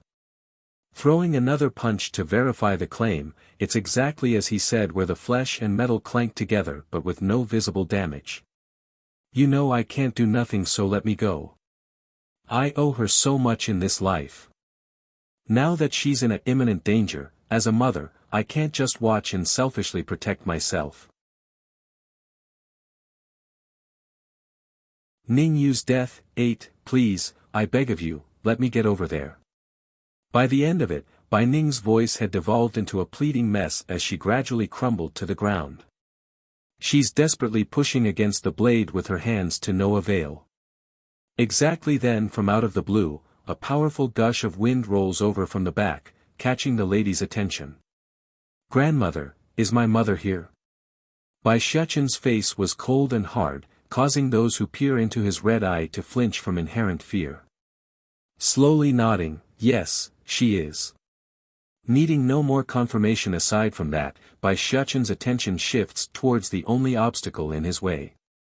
Gradually, a thin layer of reddishly blood-lit flame wraps around his fist. Despite the tiny spark of fire, the heat emitting off of it was incredibly intense that it felt like a burning meteorite to those nearby. Boom! Thankfully Godslayer had a better sense in the brain than those idiots out there in this world. Right before the punch could make contact, the sprite inside sensed the danger and instantly shrank back into its former size to reveal the much-wanted figure across the crack line. Unfortunately, the situation wasn't what Bai Xiachen wanted to see though. Instead of standing there unharmed and well like he's always envisioned the lady to be, that rosy red dress had just crashed down from the air and slammed into the ground like a ragged doll. Yenner. Bai Ning's heart literally stopped beating from the horrifying image. She could no longer control her emotions and rushed forward, tightly hugging her daughter's body like a frantic mother. Don't scare me, Yenner, it wasn't easy for me to remember everything, how can you leave me behind so soon? Dragon Flame may not have reacted as strongly there, but he's also standing there in a dull state, it can't be. It looks so serious. She couldn't have died, right? She couldn't have died, right? Everything in the surrounding environment immediately became shut from Bai Shechen's senses, leaving only the pounding heartbeat from his chest that indicated his own emotions. My mother's dead. She's been killed. A burst of air exploded out of the boy's body, shrouding him in a visible torrent of tyrannical wind with changing signs of it surging upwards. Dragon Flame was the only one standing behind the family, so he had the perfect view from his angle. Immediately, a look of horror overtook his eyes as he gulped. This. What the hell is going on here? Why is this little fella going through such a drastic change and in such short timing? He not only changed physically, his energy signature also changed. Keeper Ling could barely believe the child that's confronting himself. It's menacing and frightening, just like a sinister monster from the depths of hell itself. Why? Why does the little guy make me tremble just by looking at him? Bai Xiachen didn't utter a single word in this case. With a light tap of his foot, he was already in front of the elder, his palm reaching out like he wants to clap him out of existence. Of course, the little steambun's strength wasn't at that level yet. He only managed to send the keeper flying back several meters from sheer brute force of his powers. Nevertheless, it's enough to leave the old goat in the background utterly dismayed from such strength. Ning Yu's death. 9. In light of the turn of the tide following the huge change in the boy's behavior, Dragon Flame didn't find the situation any more comforting. In fact, He's still as tense as when the fighting first began. Seriously, the little guy has completely turned into a different person by this point, like someone possessed by another soul. Suddenly, another force had caught the attention of the old goat from the rear after he subconsciously inched closer to Bai Ning for safety. Swinging his head around, his view was immediately blasted with the purplish figure zipping over from the horizon. If it was anyone else, then Dragon Flame wouldn't pay too much attention aside from being alarmed by a new entry, but that face was someone he recognized, and it made him go into a dismayed and excited state. It's him. He's alive. I can finally meet him again. But the man wearing the purplish robe did not give any attention to the excited old goat. He rushed right past everyone and came before Bai Yen like a lightning bolt and pulled the lady into his embrace, right out of Bai Ning's grasp, who still hadn't come to terms on what's happening. "Yener, I'm sorry I'm late. But don't worry, even if it takes the sacrifice of my own life, I will never let you leave me again." That said, Di Tsang promptly pulled out a dagger and slit the palm of his hand, allowing the golden droplets of blood to trickle down onto his wife's face. Dragon Flame was absolutely shocked by this scene. He's stiff and horrified as he spoke. You are going to use your own essence to save her. That is your most precious essence, the life force of us demons. If you use it, then your own life will be in peril. But before the old goat could finish his outcry, Di Tsang's next act had left the ancient dragon speechless. It's because instead of using only one droplet of essence that he needed, the Demon King was pouring countless drops down like a rainfall. As a result of this effort, the broken hole in Bai Yan's chest was visibly healing on sight, repairing whatever damage that the woman had sustained from the battle. In hindsight, Di Tsang's complexion was also growing pale in return, a clear indication he's giving his life out for his wife. Urgency now filled Dragon Flame's eyes. The more he watched, the more rattled he was inwardly, because he just didn't understand why Di Tsang would go so far for a human woman. Why? What sort of relationship does he have with her? However, despite the pleading look from the old goat, Di Tsang never even flinched for a second, only staring intently down at his unconscious wife in his arms. It's as if the world didn't exist in his world anymore, only the lovely woman in front of his eyes that he would give everything in this world to save. Enough, that's enough. Dragon Flame could no longer keep quiet and cried out in a frantic manner, "What you are doing now isn't just a simple act of giving your essence anymore, you're going to die at this rate. She's already mostly healed. You don't need to keep going." Father's Love, 1. Di Tsang acted like he didn't hear a single word from the old goat and continued to drip his essence blood down from his palm until he was absolutely sure Bai Yan's wound had healed completely. As a consequence, his complexion had grown increasingly more dire and even turned a shade of black like someone that's dying. Even so, he pressed onwards until the color of life returned to his wife's face. Once that was confirmed and done, the panic-stricken heart inside the Demon King finally relaxed. However, that doesn't mean he was done here today. Shifting his terribly dark sight over to the one responsible for all this damage, Di Tsang's aura instantly sends the temperature of the area down a notch, like the valley had turned into an ice prison. Boom! Bai Shichen didn't know or didn't care what's happening behind himself. He only had one thought in his mind right now, and that was to crush this Keeper Ling until he's removed from this world. For that reasoning, his attacks were growing increasingly more ferocious with every punch and now created shockwaves even if he didn't connect. As a keeper, the elder of course felt indignant at being pressured by a young brat that has barely weaned from his mother's milk. But what he saw next when his eyes fell upon the newly arrived Demon King had sucked the air right out of his lungs. He had the look of horror and disbelief on his old face in that second. Then without another thought, he instantly retreated and stopped struggling to fight the child. Instead, he made a 180 turn and fled in the opposite direction. Bai Shichen naturally wouldn't allow this. Having his target flee in his state wasn't an option. Cursing his prey, he threw punches after punches that blew apart the land at every turn. Sadly, Just as he's about to catch up to the bastard to give the killing blow, Keeper Ling's body simply disappeared. That's right, the old bastard disappeared out of thin air, leaving only a slight fluctuation in the air to prove he was there mere seconds ago.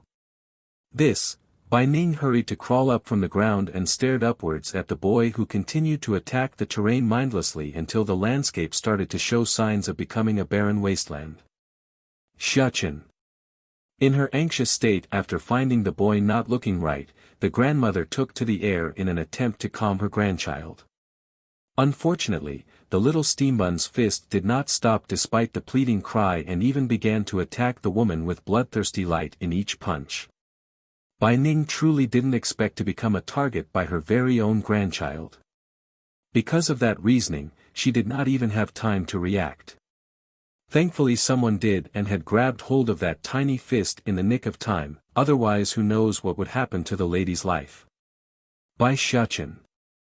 The man's voice was low and harsh, his expression unreadable. Do you recognize who I am?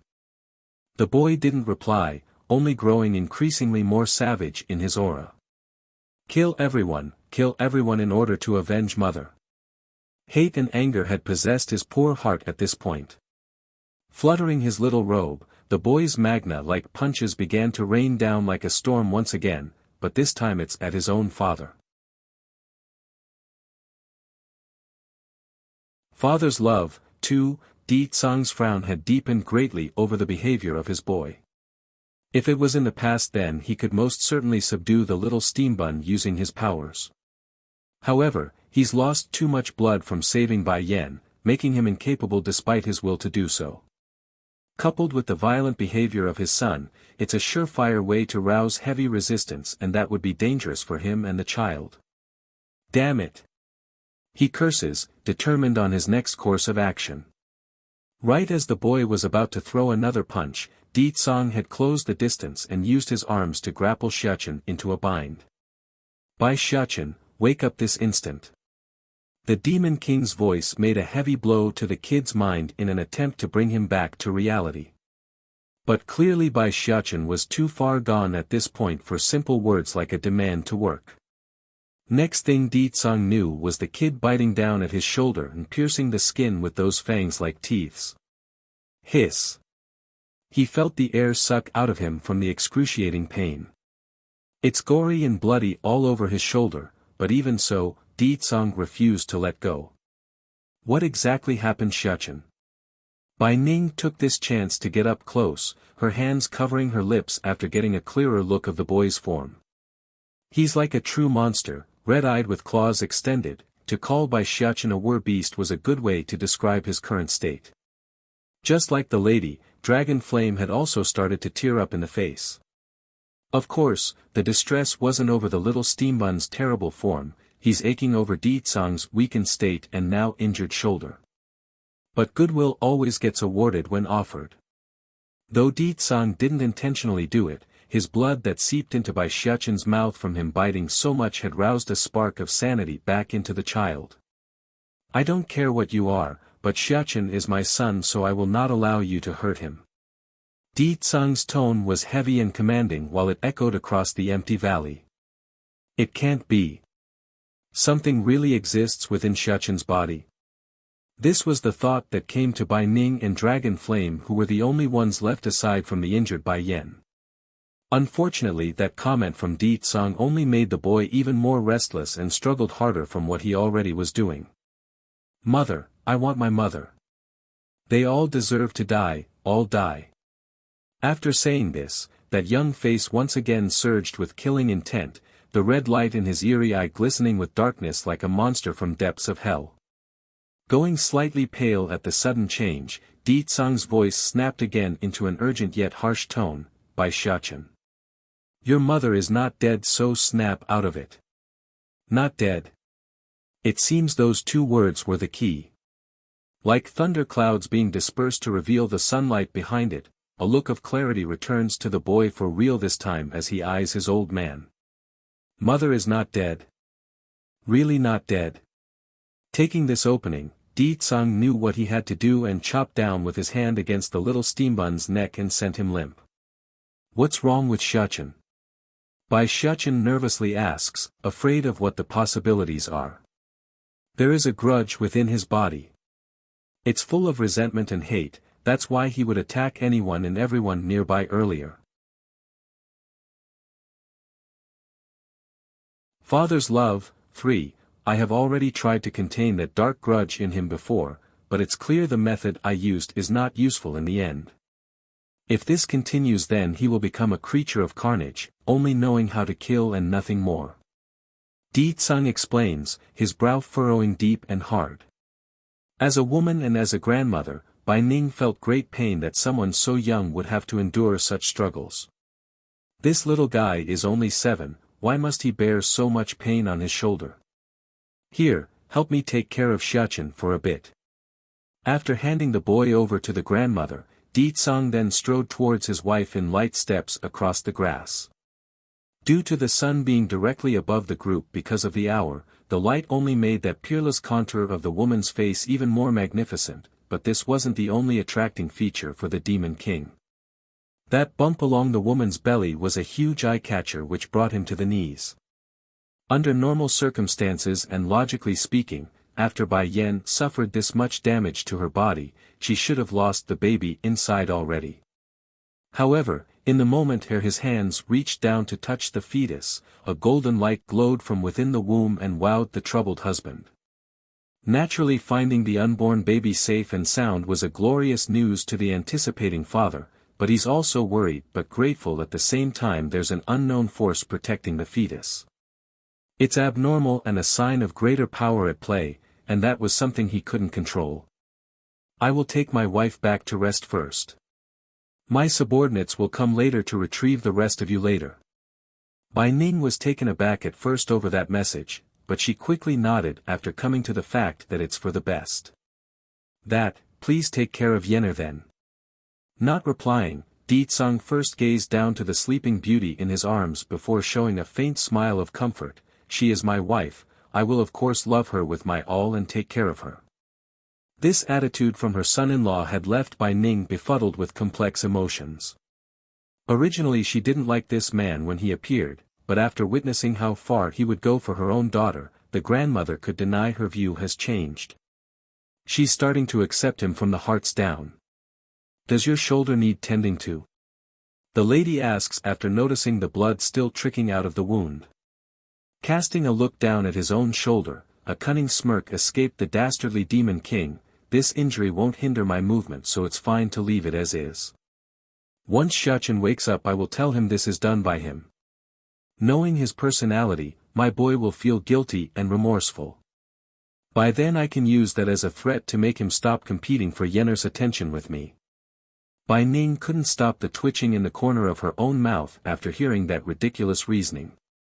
Competing for Yenner's attention with me? Is he seriously jealous of his own son? Nevertheless, Bai Ning's tense heart did ease up after hearing how relaxed the man was in the way he spoke. Showing a soft smile of her own, then hurry and bring Yenner back to rest. I will first deal with the matters here before taking Xiachen back with me to find you. After that, Di Tsung wasted no time and disappeared from the valley, his figure gone and out of view in an instant. Father's love. 4. Turning around to meet the scum's face after the Demon King had left with her daughter, Bai Ning's expression was cold and unkind. I remember everything. This sentence instantly sends Ning Yuan into a trembling panic as he stared at that face whom he dreamed for years to have. You erased my memories because I repeatedly rejected you back then. Did it ever cross your mind that this day would come? That said, she then began to walk slowly towards the scum, her steps measured and powerful. Ninger, I only did all that because I love you too much, that's why I did all those things. Love? She scoffs a sarcastic sneer. I rather not have this sort of crazy love from you. Not to mention I have a child and husband. Based on what can you make me forget them and accept you? The downgrading remarks from the lady had left the scum humiliated and shamed, evident by the clenched fist he's making. Even so, Ning Yuan regrets nothing. Since that year where he first lay eyes on Bai Ning climbing up from the cliff in her blood-ridden state, he has fallen heads over heels for her and could never get out of that quagmire. He thought he could get the woman to accept him once she loses her memories, which he believes any love-stricken man would do if they're being rejected as so. However, history has proven him wrong, very wrong. How can you be so cruel to me, Ninger? I offered up so much, paid so much. Ning Yuan's voice trembled with the note of deep scarring pain which pierced straight into his bones. Why should I accept a dark-hearted person like you? Bai Ning unequivocally shuts the scum down. My husband is an honest and upright man in this world. Even if he is not as strong as you, but in my mind, he is a hero, while you are nothing but a wretched little man. While you are nothing but a wretched little man. Her last sentence rumbled like a rolling thunder, blasting the scum backwards. So in her eyes I'm nothing but a wretched little man. How laughable. With his eyes closed, Ning Yuan's face was full of grief and pain until he opened them again. This time he's pleading, then can you let me go out of consideration for accompanying you for all these years? Ha ha ha. Bai Ning suddenly bursts into a hysterical laughing fit, her voice mad and crazy sounding. Let you go. You ripped my past from me and had me forget my own husband and daughter. Why should I let a bastard like you go who stole all those precious moments from my life? But if things hadn't gone this way today, I might have spared your life out of concern for you. But you killed her, then tried to kill my flesh and blood as well today. Which part of your behavior warrants mercy? Tell me, which part? No. Ning Yuan stumbles another step back, his head shaking like he's refusing reality. The ones who wanted to hurt your daughter is the Celestial Palace. I'm innocent. Innocent? She chuckles with an icy note. If not for you would they have known to come here and ambush us? If not for you would you be dead? If not for you would my daughter's life be in peril? And if not for you, would my grandson have been provoked and devolved into that state? Father's love. 5. So, the culprit of all this is you. Gritting her teeth, anger burns within the lady's eye as she pounced before the scum could utter more insulting words to defend himself. There's a huge bone-crunching sound when that punch landed along the chest. This punch is for myself. You caused me to forget my husband and child, and you also made them search for me for years. Bang! A huge dent imprinted itself into Ning Yuan's chest now, causing him to spew out blood from the mouth like a sprinkling fountain. This punch is for you. You as a father failed her. Not only did you not properly educate her to be a good person, you also caused her death with your own conceited selfishness. I bet the reason she bullied my daughter is because of you goading her along that path too. Bang! With another punch coming down, Ning Yuan's face of pleading now turns to fear. The following punches are all for my daughter. If it wasn't for you then she wouldn't have suffered such a severe injury. You will never be able to make up for the damage. That said, the lady's fist rained down like a storm, whisking away and pounding down relentlessly until the last breath was sucked out of the scum's throat. In the end, the bastard meets his end by sheer brute force, a fateful end he never expected for himself. Dragon Flame appeared stunned by the brutality portrayed by Bai Ning's ferocity. It's one thing to beat a man to a pulp, it's another to turn him into mincemeat like an Amazonian huntress. Dragon Flame, Bai Ning retracts her blood-stained fist, go back and find Dragony, take her to Yenner's side. Me and Xiachen will clean up here first before joining them. Giving a slight nod, okay, I will go back first. I also want to see if Half Qing Sing fled yet. Just now Bai Yan not only broke the bond between himself and her, she also likely applied it to that snake, so he's very anxious to get back and make that damnable woman pay for all the crap he had to go through in the underground world. Back over in the inn, Half Qing Sing didn't run away like some thought she would, rather she's sitting there with a dull face like she's mulling over some dilemma, mainly on why Bai Yan would terminate their contract without a single word. Then without any indication, the door to the room was blown open, rattling from the sheer strength of the knock. Hurrying to get due to the intrusion, the lady didn't know who or what would attack at this time, but she wasn't going to take any chances. However, that old figure reflecting into her eyes sent her hair rising from fright. In the past there was Bai Yan's contract to keep the old goat at bay and snuffing her life out, but clearly that's gone by this point, meaning there's nothing holding back Dragon Flame from exacting his much-delayed vengeance. Father's love. 6. You, what are you going to do? Stalked against a wall with her back, Qing Sing appeared frantic and afraid at the old goat's menacing face. She uncontracted us already, why did you not run away? Dragon Flame furrows his brow and asks with a frosty voice after finding the snake still around. Clattering on the teeth, is it too late if I leave now? The old goat sneered at that, what do you think? The countering question nearly sucked the soul out of the woman's chest, and because of that reasoning, she couldn't utter a single word due to the intense fear. Do you think you can still escape after all the things you did to me over the years? A sinister sneer draws itself into the elder's face as he stared down at the trembling-legged woman, even if she lets you go, I won't let you. Biting her own lips at the impending future, she musters up the courage to speak, then what do you want to do to me? Simple, she may have removed the contract on you, but she's still alive and was saved. You will renew the bond with her once we meet up again, otherwise I will kill you now and be done with this.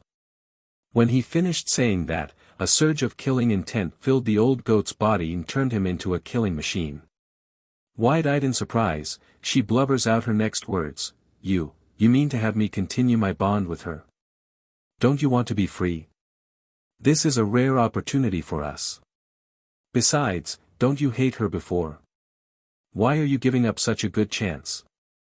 The old goat snorted, I'm not regretting that decision, how about that? I will give you your choices, one to be her servant again, the other is I kill you now. Shuddering at the notion, Qing Sing really struggled with the options because she's being forced to give up her freedom for a second time. However, when confronting with the murderous face of the old goat, the snake lady knew she had no other choice.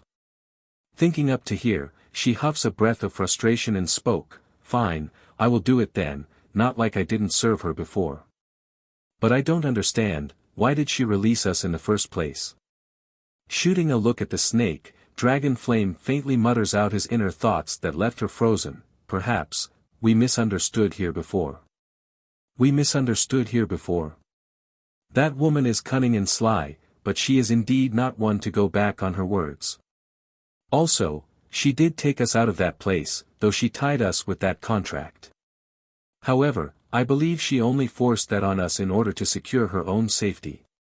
The old goat then sighed like he's coming to terms with the facts, but when the face of danger, she chose to release us in order to not drag us in with her.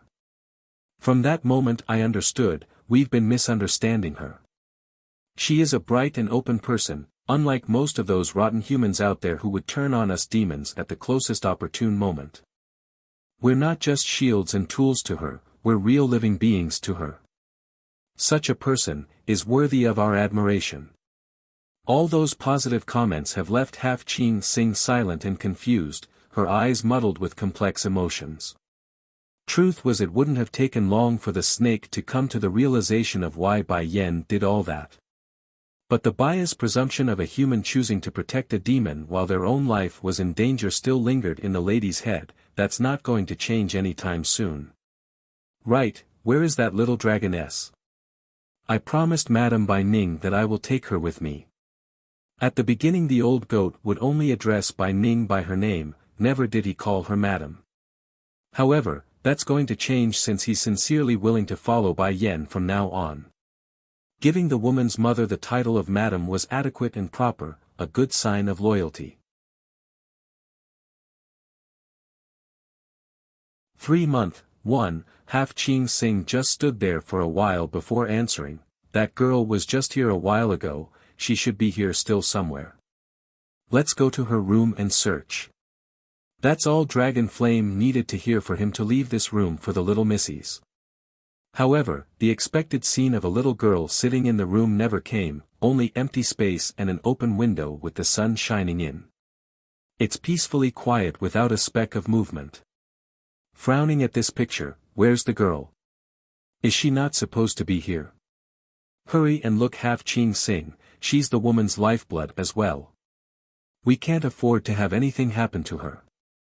Tensing up inside, the snake demoness felt an incredible level of unease. Okay, let's do that. She promised to take care of the kids while Bai Yen was away. Failing to keep the little steam bun away was already a huge blunder on her part. If she also fails to secure Dragonie's safety, then what did she do right so far? Wait. Dragon Flame calls out right when the snake's about to run out to search. You have always been cunning and sly, so I don't trust you to be alone. Stay with me and we will go together. Right after that statement, Half Ching Sing's expression could be seen visibly deflated with annoyance. However, she's also urgent to find the little missy, so she didn't argue with the old goat. Giving her partner a hard stare, she began to examine the room and the corridor for clues of where the girl was. Then that's when they discovered the note left on the table in the room. The content was as following: Gidge, big brother, went to find mother so she and him will be very safe. I don't want to be a baggage, so I'm going off on my own to improve myself. When I grow strong enough, I will return on my own, so please let my mother know. Thank you, Sister Ching Sing. Sincerely yours, Dragonie. After reading it twice over, Half Ching Sing's hand had started shaking hard and her complexion paled into a dreary white. There are beads of sweating coming out as well. The last left. Dragon Flame also read the note by peeking down from the snake's shoulder. Let's go then, this letter should be enough for us to go back. She won't blame us if the girl herself decides to leave. Hold on. Why are you acting so afraid? Did you do something? The snake demoness was already frightened enough, now to be called out. It's normal for her to spill the bean. She asked me if she was weak before, so I told her the truth. I really didn't think she would run away from home. If we got down to it, I'm responsible for this mess. The old goat didn't make any sly or downgrading comments of the snake's dejected appearance, only showing a frown and musing over the issue. Don't dwell on the matter too much, I can tell the lass left quite a while ago already. What's more, her lineage is not normal, I can tell when it resonated with my own. Perhaps this outing will be a chance for her to grow. Speaking up to here, Dragon Flame decides to urge the lady to move it so they could stop wasting time here. Let's go, we can't do much else anyways. I'm sure no one will blame you for this since the note already explained everything.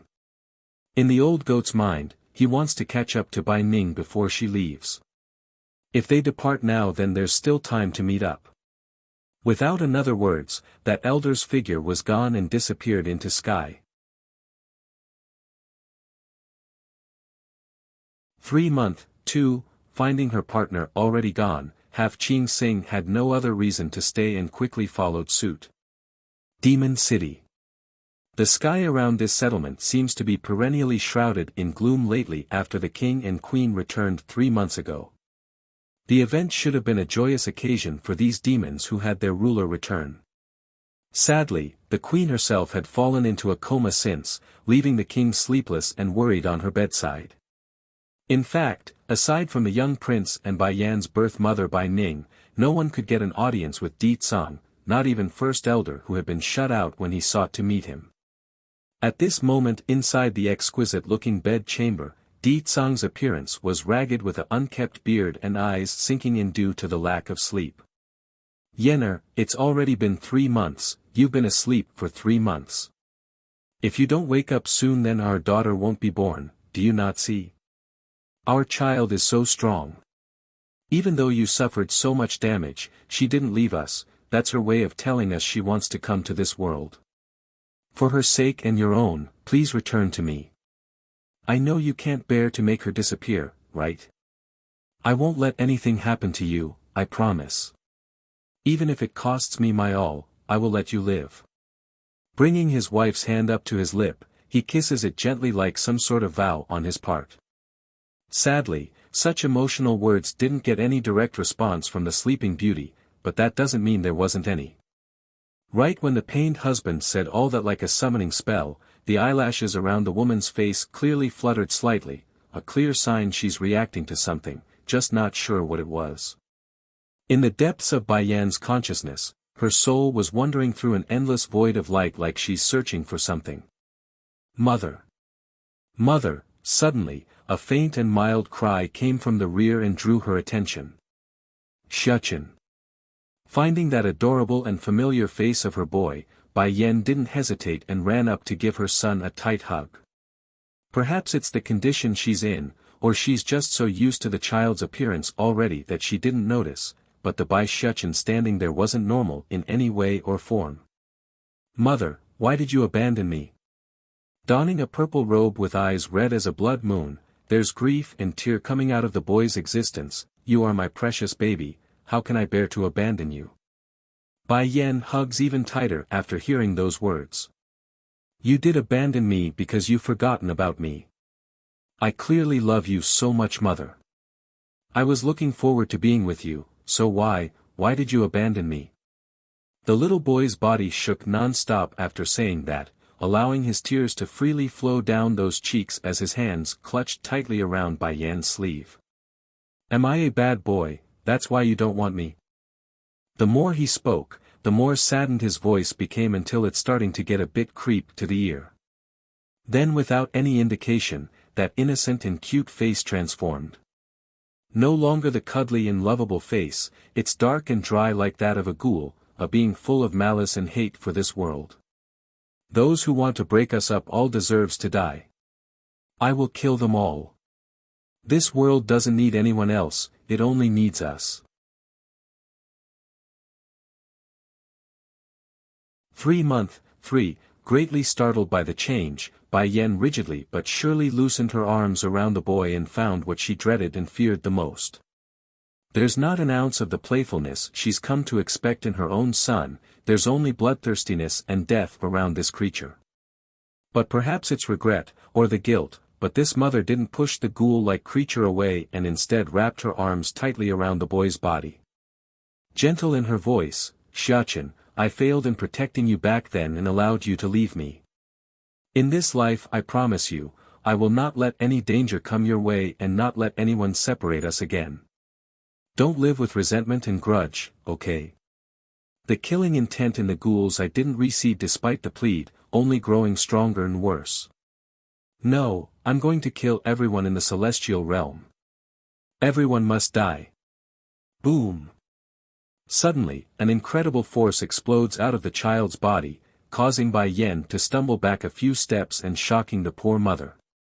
Bai Yan couldn't even recognize her own son anymore at this point. Thankfully the lady's motherly instinct kicked in and said contrary, otherwise she wouldn't be standing here anymore. Baddie, you're not allowed to hurt mother. It's then a light gushed out of the ghoul and attacked the red-eyed monster. With the exact same contour but with an energized life to that face, this child had big blue eyes that was clear as a summer day. Tu Xiachen. Bai Yan mumbles to herself in astonishment. Get lost. The ghoul version of the little steam bun cries out and raises a punch in self-defense from the other version of himself. You coward, can't even protect your own mother. If it wasn't for the fact that I would die if you do, then I would have killed you long ago. I am not a coward. Light Xiachen quickly gets up from the ground after being knocked over, his face stubborn. You will make mother sad if you do this. I won't let anyone make her sad, not even myself. If you dare make her leak a drop of tear, then I will destroy myself. By then you won't exist anymore. Will she be sad? The little ghoul went silent, not saying a word. But those people made me leave her for so many years, I won't forgive them. What's more, I will make the people of this world pay for the pain I had to endure. Shocked by the two confronting boys that resembled her own son in different ways, one dark and one light, Bai Yan didn't know what to do. But right as she's about to approach the light version, since he gave off a gentler aura, the lady suddenly noticed the glimmer of sadness in the dark version. Immediately, a wave of guilt stopped her in her steps and caused those hands to reach out without thought. At first the resentment in the ghoul boy's eyes still burned with fury, but that changed after the initial stiffness over the physical contact with the woman. Those small little hands also reached out reactively for a hug. However, right when the two's about to embrace each other heartily for comfort, a bloom of light emerges from both the dark and light version of the little steam bun, sending the two away in a blink of an eye. Xiaqin. Anxious on the face now, Bai Yan searched everywhere for her child to no avail. There's only emptiness in this space, and the atmosphere was growing increasingly more unusual. It hurts. Crouching down, she clenches her chest at the constant thumping around the heart. She didn't miss the agony and pain the dark version showed. He must have been lonely with me. 3-4. It's at this precise moment that a golden light fell from above, shrouding and soaking the woman's body in its glow. It's like a spring, refreshing and rejuvenating Bai Yan's injury. And then a frenzy ensues with her internal energy. The bottom divine middle rank, bottom divine high rank, middle divine bottom rank. Bai Yan appeared dumbfounded on the face as the energy poured into her core. She didn't know why that golden light would give her such huge breakthroughs. What is happening in the outside world? At the same time, back outside in the demon city, the sky has become riddled with thundering rumbles due to the ladies leveling up. It's violent and dangerous, sending all those weaker and afraid fleeing for their lives. Boom! As if called upon, a huge thunder strikes down, shattering the bed chamber in which Bai Yan slept and sending the building shattering into pieces. By the time the demons closest to the palace came back to their senses and realized what has happened, they all rushed for the epicenter in order to investigate. When they did so, all they saw were Di Tsang holding that gorgeous queen of theirs in his arms, ignoring the constant attacks from the sky like it's unimportant. The king saved the queen with his own blood. That's the same as transferring an incredible amount of power into the queen. First elder stood behind crowd and explained, but why is this happening 3 months later? The blood should have roused this breakthrough long ago if it was effective. Sire. A guard hurriedly ran over, his face pale and anxious with sweat. The prince is awake, but something is wrong with him, like he's lost his mind. Despite the bad news, Di Tsang didn't give any reactionary reply to the palace guard, only faintly smiling down at his lovely wife who was still asleep in her slumber. Yener, you've been asleep long enough, it's been more than 3 months. If you don't wake up again, perhaps the one to go crazy won't be Xiaqin, it will be me. Maybe his cry of pain was the final key, but Bai Yan's tightly closed eyes finally began to show signs of movement and began to flutter. Sure enough, as the woman slowly comes to, so did the thundering storm high above their heads disperse. Di Tsang, her murmur was full of infinite tenderness, causing Di Tsang to sink even further into his love-stricken state until he couldn't pull out at all. Yener, you're finally awake. Lips smiling, the demon king's hair continues to blow with the wind, only a bit messy and without his original style of finesse. Even so, the woman there didn't mind the unkempt appearance, she only felt pain at his terrible state. Reaching up with her hand to gently touch that burly chin, how did you become like this? Will you not like me anymore if I'm like this? No, I will take you no matter what you become. Whether it be the haggard version of him, or the peerless version of him, I will take him as is. That brought on a huge grin to the dumb man's face. He's given her his all, and in return she's willing to accept him as is, regardless of him being strong or powerful, weak or frail, she would take him still. 3-5, but I am willing to use my best posture and style to accompany you for life. It doesn't matter if you don't mind, Yener, I still want to look my best around you. Di Tsang's sweet words were honey to the ear, leaving those females nearby sour and grouchy from jealousy. Oh right, I was dreaming just now. I saw 2 Zyakans in there arguing with each other. One is the Xiaqin who always accompanied me, the other is one I never met before. It hurts me inside when I saw him like that, saddened and angry. Di Tsang's hand stalled for a second and the topic was brought up. It's obvious he knows the reasoning and why such a creature would appear in his wife's dream. You know what's going on, right? Bai Yan catches on and pressed for an answer. It took a while for the protective husband to reply, but he did, and it wasn't pleasant. Do you still remember that dream where you died while being still pregnant? A touch of pain filled the lady's heart at the mention. The child died before he was born, so it left a resenting grudge in his soul. When reincarnated, the grudge will follow him. In other words, Bai Shichen only had one soul and not two like some would presume, but because of that tragic death in his previous life, the resentment followed suit and created two differing personalities. Because of hatred, his strength is abnormally strong, but it's also because of that hatred that he cannot control that part of himself. I originally wanted to use my powers to subdue that wisp of grudge for a while, but in order to reassure his wife, the man inches closer to act as support. He can no longer be provoked again, otherwise he will lose control completely. Tensing up with unease, then what are we going to do about Shichen? Don't worry, Yenner, that resenting grudge doesn't have a soul of its own, so he can't replace our boy. If he does anything to Shichen, then he too will suffer the consequences. However, I'm only worried about the grudge occupying his body. I have to find a way to make it disappear forever. Disappear forever? Bai Yan's complexion went visibly whiter at the notion. She hasn't forgotten the intense pain and grievance in the dark Shichen's face when they met. Yenner, I know you're reluctant to do that, but a wisp of grudging resentment doesn't have a soul, meaning it's not an actual life form. If it was otherwise, I wouldn't take this route either. Shaking her head in disagreement, Bai Yan clings onto her husband's sleeve. There must be another way.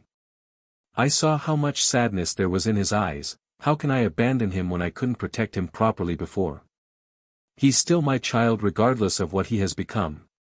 Even if he doesn't have a soul, even if there is no life, even if he's only some sort of resenting grudge, he still called me mother. Seeing the anxious face from his wife, Di Tsang knew he couldn't say no. With a faint smile, okay, we will find another way. I'm sure there's some method to please everyone. 3-month, 6, shook by the amount of love she herself was getting despite not doing as much, Bai Yan's face was all full of guilt and apology. Di Tsang, I'm sorry. You don't have to say sorry. I only don't want you to be sad, that's all. For that goal, I'm willing to give my everything for you. Hearing the dialogue between the couple, First Elder who had originally wanted to speak up began to hesitate. It's no secret that two souls are unable to occupy a single body. It would create too much conflicting interests, let alone a resenting grudge from a past life. However, that doesn't mean the others here are aware of this fact. Sire, the guard who came earlier to report the little steambun's condition spoke again, his body shaky from discomfort. The prince has lost his mind. Would you like to go see him? Like before, Di Tsang didn't pay too much attention to the message that's meant for him, but that doesn't mean Bai Yan wouldn't. Right after the palace guard made that report, the woman immediately jumped down from her husband's arm and shouted, "Why are you still standing there for? Hurry and lead the way." "Yes, Queen." The poor guard complies and wipes the sweat from his face. It's always like this whenever Her Highness is around. The king will ignore the prince and focus only on the queen. Thankfully Her Highness is a normal mother, otherwise the prince will be too pitiful. Inside the room, Bai Shichen had calmed down from his rampaging state by this point and was huddling in the corner of his bedside, staring mindlessly at the air like some damaged product. Thankfully this troublesome picture didn't last long because his ears perked up as soon as they picked up the familiar footsteps he's been so accustomed to. "Mother!" He bolted for the door and nearly crashed right into Bai Yan's body. Fortunately his eyes were sharp and noticed the big bump along the belly, that made him stop in the nick of time and return to his well-behaved and happy self in the past. Di Tsang followed right from behind his wife there. When he saw the wagging tail picture of his son, this Bai's father couldn't deny he felt a bit of relief from this. The only blemish he had to complain about was the little guy's reddish eye. it's the sign that he's not alright and this peace was only temporary. Bai Yen on the other hand didn't care so much and only knew her boy was safe before her eyes. Bending down, she gives him a huge warm hug without saying anything. "Mother, what's the matter? I can't breathe." Turning red in his little face, the boy was apparently suffocating under those arms. "Just now they said you lost your mind, that scared me to death. Thank goodness you're fine. Oh, that bastard was trying to take over my body again. I kicked him out as soon as I can because I know he will make you sad, mother." Under normal circumstances, that pang of resentment wouldn't be able to overcome the real Xiachen, that was unless he got stimulated by some sort of traumatic event. In that case, anything was up for grabs. Going numb inside, Bai Yen wanted to slap herself for the failure. "Xiachen, no matter what happens you will always be mother's son, you understand? I don't care if it's that version of you, or this version, I don't care." "No," the little steam bun unexpectedly shakes his head in refute. "Mother, just now me and that bastard saw you in our dream. He was relatively normal until he took control of my body. I can tell he was very angry and might even hurt you because he won't be able to recognize anyone. I'm afraid he will end up doing something I will regret." Bai Yen had nothing to add to that because she didn't know what to say. Just the memory of that dark version would bring excruciating heartache to the woman herself, especially those sorrowful and sad eyes. It's pounding and ripping at her inside. "Anyways, mother, why is your tummy so much bigger as soon as I wake up? Is my sister about to come out?" That said, the boy's contrasting red and blue eyes were sparkling with lustering light like the stars in the sky. 3 month, 6, only then did Bai Yen notice her own belly who was much larger than before. Flashing a look of surprise, "Di Tsang, how long did I say asleep?" 3 months. Di Tsang answers with his gentle voice. This news undoubtedly brought a sigh of relief for the expected mother because 3 months meant there are still some time before she goes into labor. Imagine not waking up. Then that really would be catastrophic. "Promise me, Di Tsang, you must wake me up no matter what happens in the future. I don't want my baby to be in any danger." Tightly holding his wife's hand, "Sorry, I failed to protect you. If I had appeared earlier, perhaps Yenner wouldn't have suffered such a serious injury.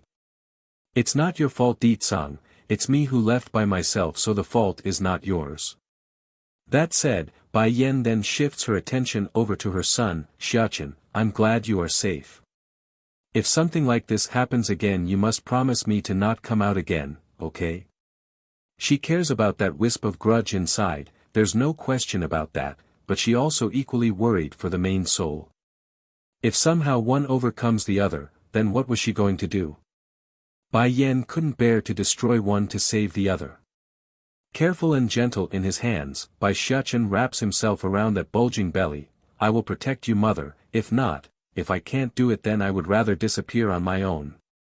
Casting his eyes downward in a dejected manner, "If only that bastard didn't lose control whenever he takes control of our body, otherwise I can still work with him. Now the only way to make him sane is to use that method, but it will mean me leaving mother forever. What am I supposed to do?" There are tears filling those eyes of his, making the boy look all the more pitiful. "Oh Xiachen," leaning down to give her son a hug, Bai Yen didn't notice the abnormality of her son's behavior. "You will not disappear, I won't let that happen." Making a huge grin at the promise, those words were honey to the boy's ear. I am very fond of mother too, so I don't want to leave either." "I can't, besides, the boy still hasn't taken care of his sister yet. What if the other version of himself starts bullying her? So, whether it be for this world or his little sister, the little steam bun didn't have the heart to leave for good. By the way, where's Dragoni?" Bai Yen suddenly thought of something which caused her to raise an eyebrow. "Normally she would run to me whenever I wake up, how come she's not here?" Di Tsang was taken aback by the reminder. According to his memory, the lass hasn't shown herself ever since everyone arrived at the city and came to the newly constructed palace here. This, the old goat had the answer to the question. Shaky in his tone, she already left. Left? Bai Yan's heart sunk as a look of unease filled the poor lady's eye. You said Dragony left, where? She shouldn't have anyone familiar in this place. Dead. 1. She had already left when I went back to find her. Here's the note from the last that I found. Dragon Flame saw the anxious expression along the woman's face and knew he must explain himself. Taking letter as handed, Bai Yan's complexion went visibly paler after reading its content. Dragony's gone. How is she supposed to stay safe? This is not the demon realm, there's too many dangers around. Di Tsang, you must send someone to find her. The poor mother's voice rippled with panic and fear, showing how anxious she truly was inside. Hurrying to give his wife a hug to calm her swinging mood, it's okay Yenner, I will do exactly that. Don't worry too much, that girl's bloodline belongs to that person so she might not necessarily be in as much danger as you think. Perhaps this outing by herself is a chance for her to grow. You should know by being with us she won't be able to mature. Don't worry. How can I not worry? Dragony is only a child at heart, not to mention she's girl. What if some bad people start picking or hurting her? She gets frightened easily. It was not easy for her to find a safe harbor with us after all the grievances she went through since birth. Why would she leave us all of a sudden? Even though Dragony wasn't her biological daughter, Bai Yan nevertheless treats the girl as her own and never once considered her an outsider. So how could she not be afraid and worried? It's ridiculous to consider otherwise. Then I'll have my people go search right away. Turning around to the palace guards behind himself, Di Tsang snaps with harshness despite the other side doing nothing. Didn't you hear your queen's order? Go and find the princess, now. Yes, your majesty. Complying, the remainder of the demons left in rapid succession. Don't worry Yenner, I've sent them all out. It won't be long until we locate her. Perhaps it's due to the low hoarse voice of the man's tone, but it was enough to bring the panic-stricken lady out of her swinging mood.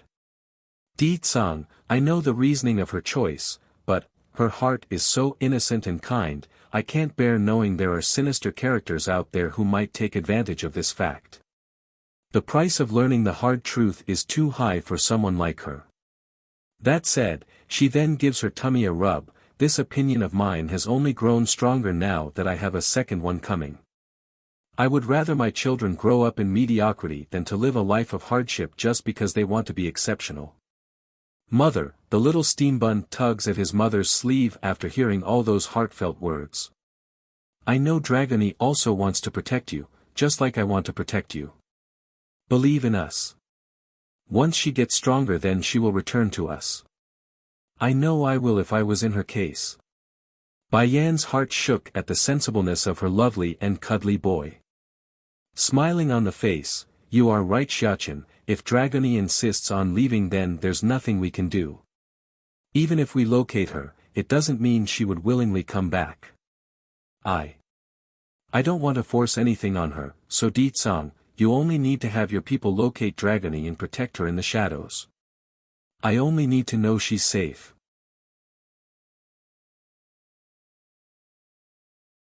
Dead, too, alright, gently stroking his fingers through his wife's hair, Di Tsang's warm gentle smile was dazzling despite his ragged appearance. She is a daughter you took in so she is mine as well. I won't let others hurt our children. That remark brought a displeased look from the little steambun. Puckering his lips to the side, Batty father, how come you're never this good to me? Sweeping over his gaze immediately at the jab, the Demon King's look was hard and stern like a father lecturing a child. You are the prince of the demon realm, a man of our D family. As a man, you have a duty to protect your mother and sister. How do you expect me to spoil you if you got that on your shoulder? That didn't make the young boy angry at all, instead it brought a burning fire of proudness to the kid's face. You are right Batty father, I am a man, and a man is used to spoil girls. I will assume the heavy responsibility of protecting mother and my sister, as well as the citizens of the demon realm. Watching the two males in her life acting so childish and silly, Bai Yan's tensed heart up until now finally died down. In fact, she was so amused that a giggle escaped her lips before she could turn back to the old goat and snake. Anyways, I've been meaning to ask you two before. How come the both of you are still here despite me breaking the contract with you two? Dragon Flame didn't respond right away, only carefully looking towards Ditsang for help. When the old goat saw the Demon King had no intention of intervening, a rock could be heard dropping inside over the lack of attention. How come he's looking at me like he doesn't know me? I'm not wrong, the energy signature from his soul is clearly the same as that one. Also, why does it look like no one remembers anything? And how did he become the king of a demon realm? But, despite all the woes and questions hovering around the old goat's heart, he didn't bring it to the open and kept it inside for now. In my impression of humanity, your kind have always been sinister, cunning, cruel and vicious. But you changed my opinion of that because you didn't use us as shields during time of danger.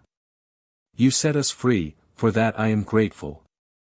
This time I am willing to contract with you of my own volition.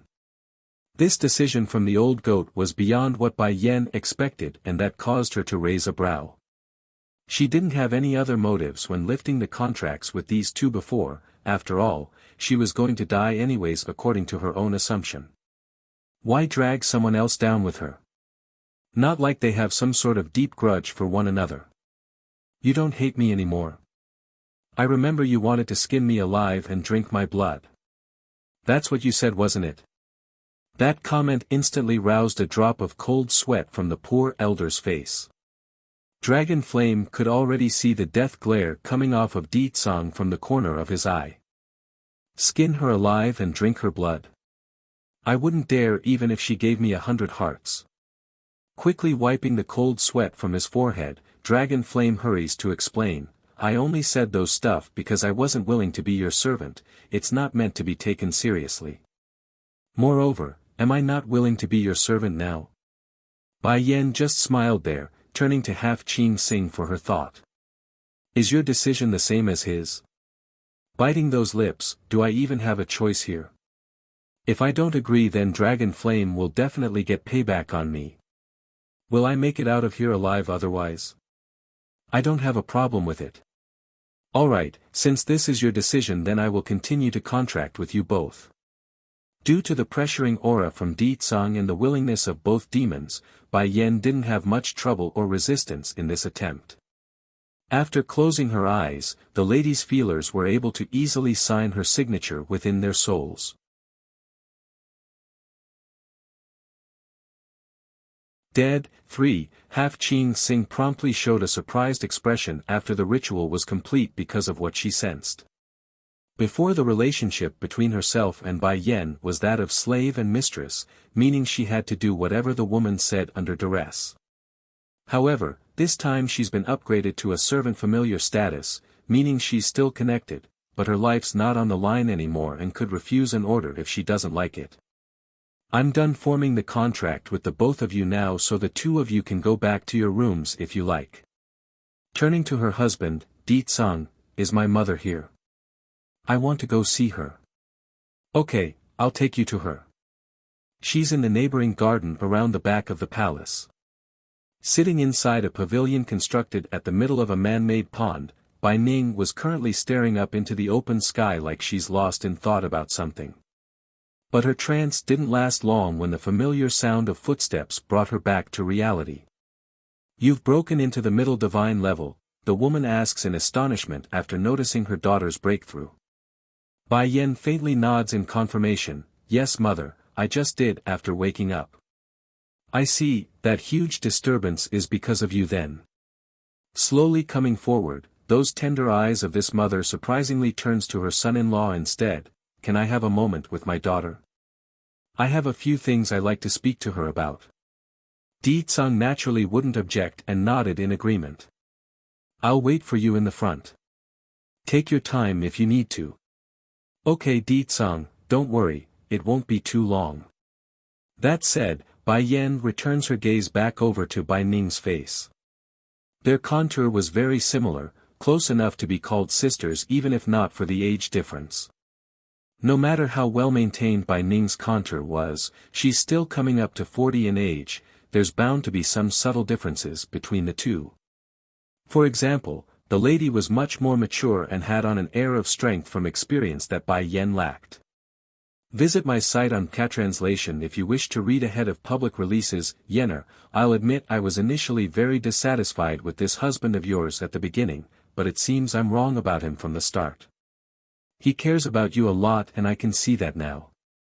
Patting her daughter's hand, Bai Ning's smile was all tender and kind, marred only by the speck of sadness in the woman's eyes due to her own yearning for the other half. 20 years, I wonder how he's doing now. Is he okay? Mother, do you remember everything from the past now? Asked Bai Yan after a minute of silence. Nodding at that, yes, I remember your grandfather, your uncle, and your father. I only found out about his background when I was being pursued by those assassins back then. Don't you think it's ironic? Me and him are both heirs to our respective sects and schools, yet we never once met each other until then because of our reclusive nature. If I had known about everything then, would we have come to this point? Turn out this way. In this life, the one I've wronged the most is to you Yenner. When I was being chased, I couldn't make it back to the medicine sect and hand you over to your grandfather. In the end I could only rely on a reliable acquaintance to keep you safe. By the way, is Lan Yu doing well? She asks after suddenly remembering that kind and gentle friend of hers. Unfortunately, the answer of good news didn't come as expected because Bai Yan's reply left an audible thud to the heart. She has passed away. She has passed away. Those words rung with an indiscernible sensation inside Bai Ning's chest. Clenching those hands, it's obvious this lady was having trouble coming to terms with this fact and what that information hinted to. Dead, how can this be? Quickly tell me. If Lan Yu passed away then how was your childhood? Bai Yan didn't keep anything hidden and went over the details in full to her biological mother. From the happy times according to her memory, and the sad and difficult ones where she had to run away from that household. Bai Ning naturally became outraged over the maltreatment of her daughter by that scum of a stepfather, but the woman's anger quickly turned to pain and regret. There's no doubt in her mind that Lan Yu would have taken good care of Bai Yan, just that she never expected her dear friend to pass away so early on in her years. As a result, she could be said to have indirectly pushed the young girl into suffering so much wrong during her youth. I should have kept her with me that day, why did I decide to leave her behind? But you don't have to feel sorry for me mother, even if I suffered a lot in those years, I still had my brother Shower by my side. Now I also have Ditsong and Xiachen so I'm very happy. Upon mentioning her own brother who has always stood by her side, Bai Yan's lips inexplicably curved into a heartwarming smile. Sure, they haven't seen each other in a while after they went their separate ways that day, but this sister knows her younger brother had also come to the celestial realm. As long as they're walking on the same land then they are bound to reunite someday. That Bai Xiao is indeed a good child. I hope I can meet him someday and even take him as my godson. Bai Ning says that with a slight chuckle. In those years it was Bai Xiao who persistently stood by Bai Yan's side so the amount of merit he earned with Bai Ning's heart was monumental. She couldn't even begin to imagine otherwise if there wasn't this emotional support. Your husband is also pretty good. That day your injury should have been lethal thanks to that keeper Ling, but your husband saved you with his essence blood. What did you say? Seeing the urgency, Bai Ning didn't keep her daughter hanging and mistakenly thought it was because she now knows about the Demon King's identity. I already know he's a demon. Don't worry, I'm not like those worldly people out there who can't see past the norm, not to mention he went that far for your sake. If I don't accept him then it's me who's in the wrong. Visit my site on Catranslation if you wish to read ahead of public releases. She didn't like Ditsong before because she didn't want to have Bai Yan be hurt by a bad man. Now that she's confirmed that's not the case, there's no reason left to hate him. Pale in the face, Bai Yen presses for more info despite the reassurance. How much blood did he bleed out? Probably, about half a bowl. Boom!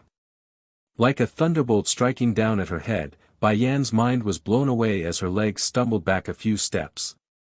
For a demon and demonic beast, their essence blood was equivalent to their life. For example, if a demon could live for 1,000 years, then they would undoubtedly suffer greatly in their lifespan. Now imagine half a bowl's worth. That would be lethal to some of the weaker demons. That idiot, he really doesn't want to live anymore, does he? Please wait, mother, I'll be right back very soon.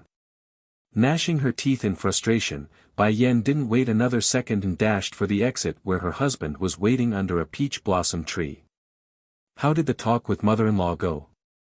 Oblivious to the mistake he himself did, Di Tsang asks with a dashing smile that only got enhanced due to the pink petals slowly drifting onto his robe. Running up fast to choke onto his collar, Bai Yen sounded furious. Di Tsang, did you use your own essence blood to save me? Did mother-in-law tell you that?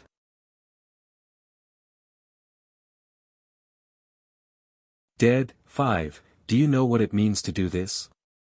The loss of your essence blood will detrimentally reduce your lifespan. How many years do you have to live? Di Tsang understood why his wife would be so agitated and anxious. Without any argument, he rubs his hands around hers and starts making flirting plays. My dear Yenner is still as grumpy as ever, just the way I like it. After saying that, the shameless demon king didn't give any chance for the woman to retort and leaned in to smooch her lips. Don't fret, Yenner, losing a bit of my lifespan is nothing. I am strong and will continue to grow stronger. When I do, my lifespan will naturally increase in kind. You know, there is a level where one can become immortal and free from the reigns of death. But that's too hard, she murmurs helplessly. How difficult can it be? As long as I can continue to live with you, then I will definitely reach that state eventually. By then not even the cycle of life and death can separate us.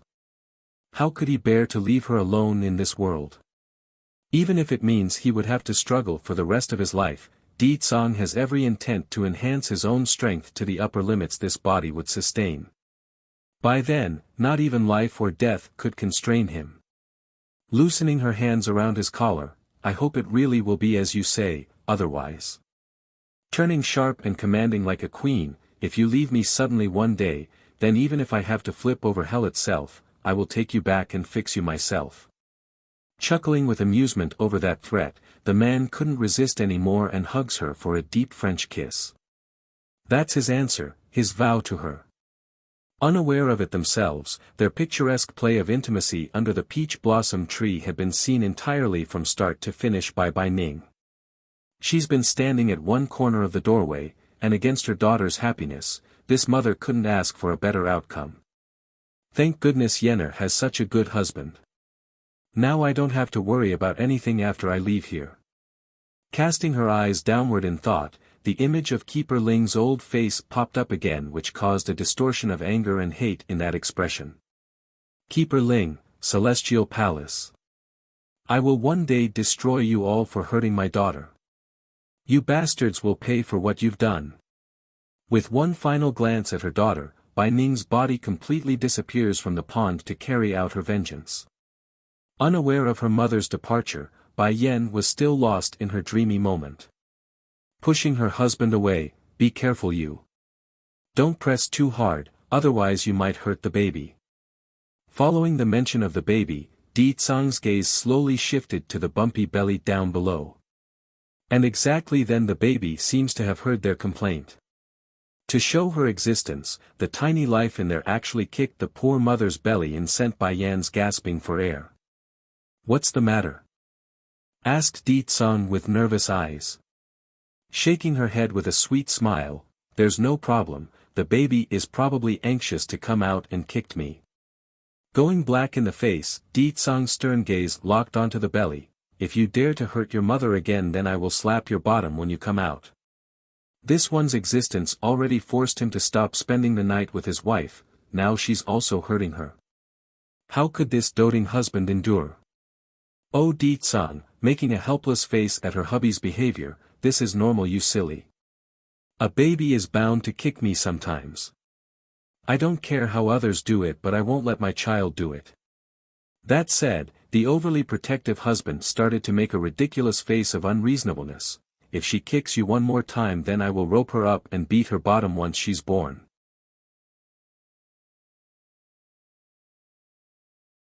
Celestial Fox's Blood, 1, Bai Yan's face went black. If the baby is a girl then she would become Xiaoqin's precious little sister. Do you think he will still recognize you as his father if you beat the baby? What does it matter if he recognizes me as his father or not? I only need you anyways.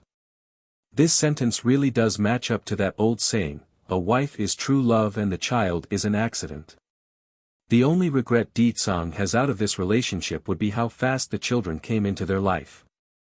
Now he couldn't even get some free time to spend alone with his wife.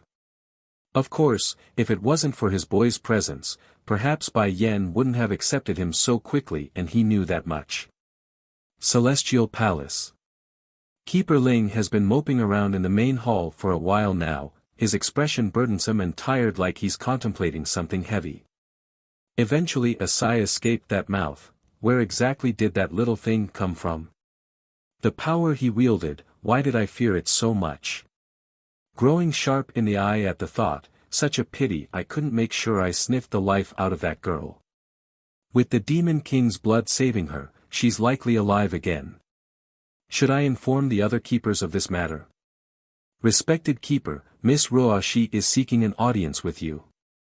Despite the sudden interruption of a guard, Keeper Ling didn't angry and even eased up on his sour face.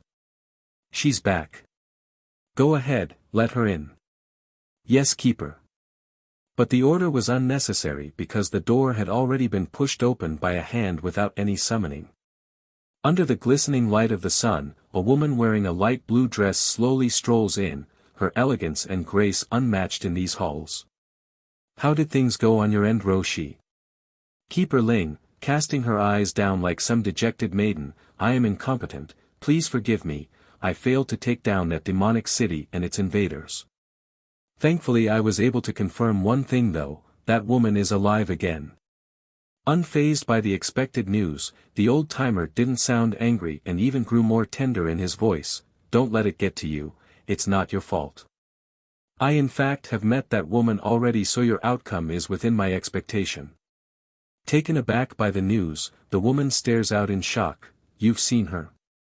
Yes, it should be her reincarnation. Coincidentally, she's also going by the surname Bai and called Yen. She's even the daughter of that detested by Ning.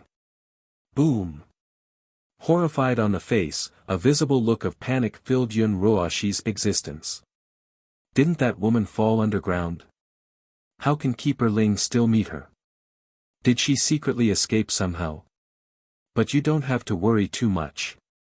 You are the destined one, the world will rally behind you. As for that wretched lass, she's the scourge of this world, nothing good will come her way. Unlike his attitude toward others, Keeper Ling held Yun Ruoshi in very high regard so his tone has never been harsh or mean. Unfortunately, the constant reminder of the fact that she's the destined one only made the lady there glum with agitation. Make no mistake, Yun Ruoshi wasn't so oblivious to the world that she would think she's the real destined one. Everything in her possession was stolen from Bai Yan in the past. Unless the real owner dies, she could never be at ease or live her life in comfort.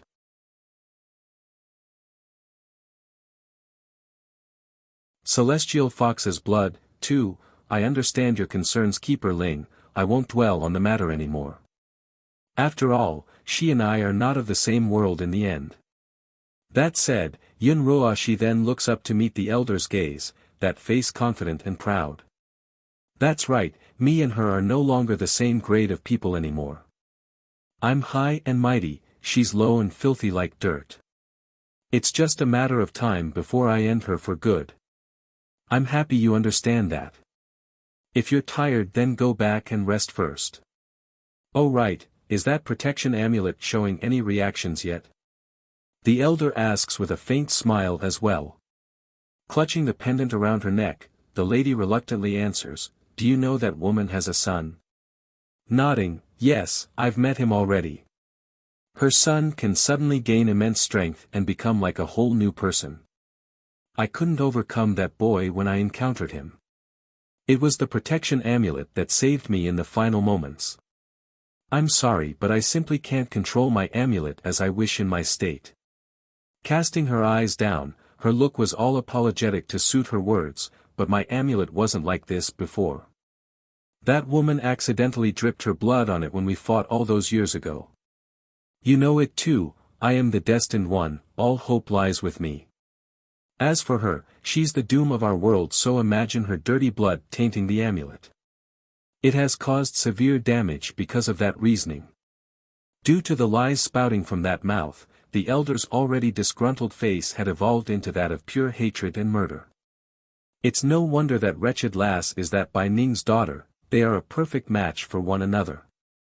If it wasn't for that person damaging the amulet, would Ruashi's strength grow so slowly?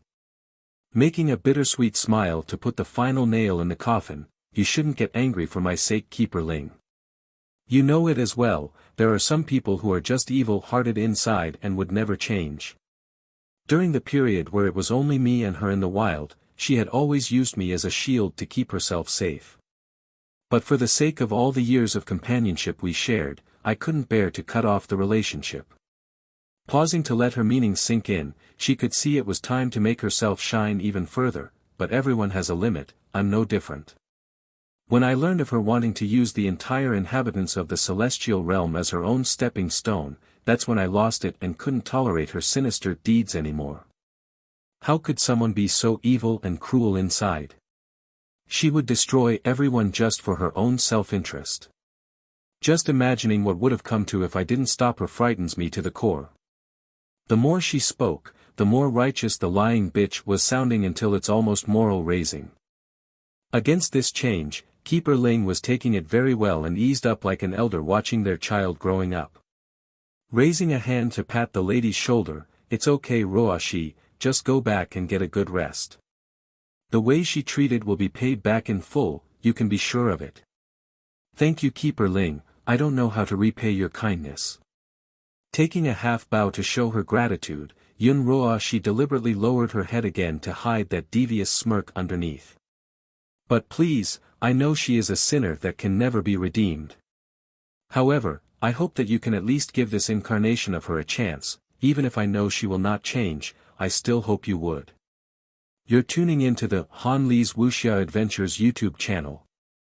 We're so grateful for your support, and don't forget to subscribe to join us on this incredible journey through captivating stories.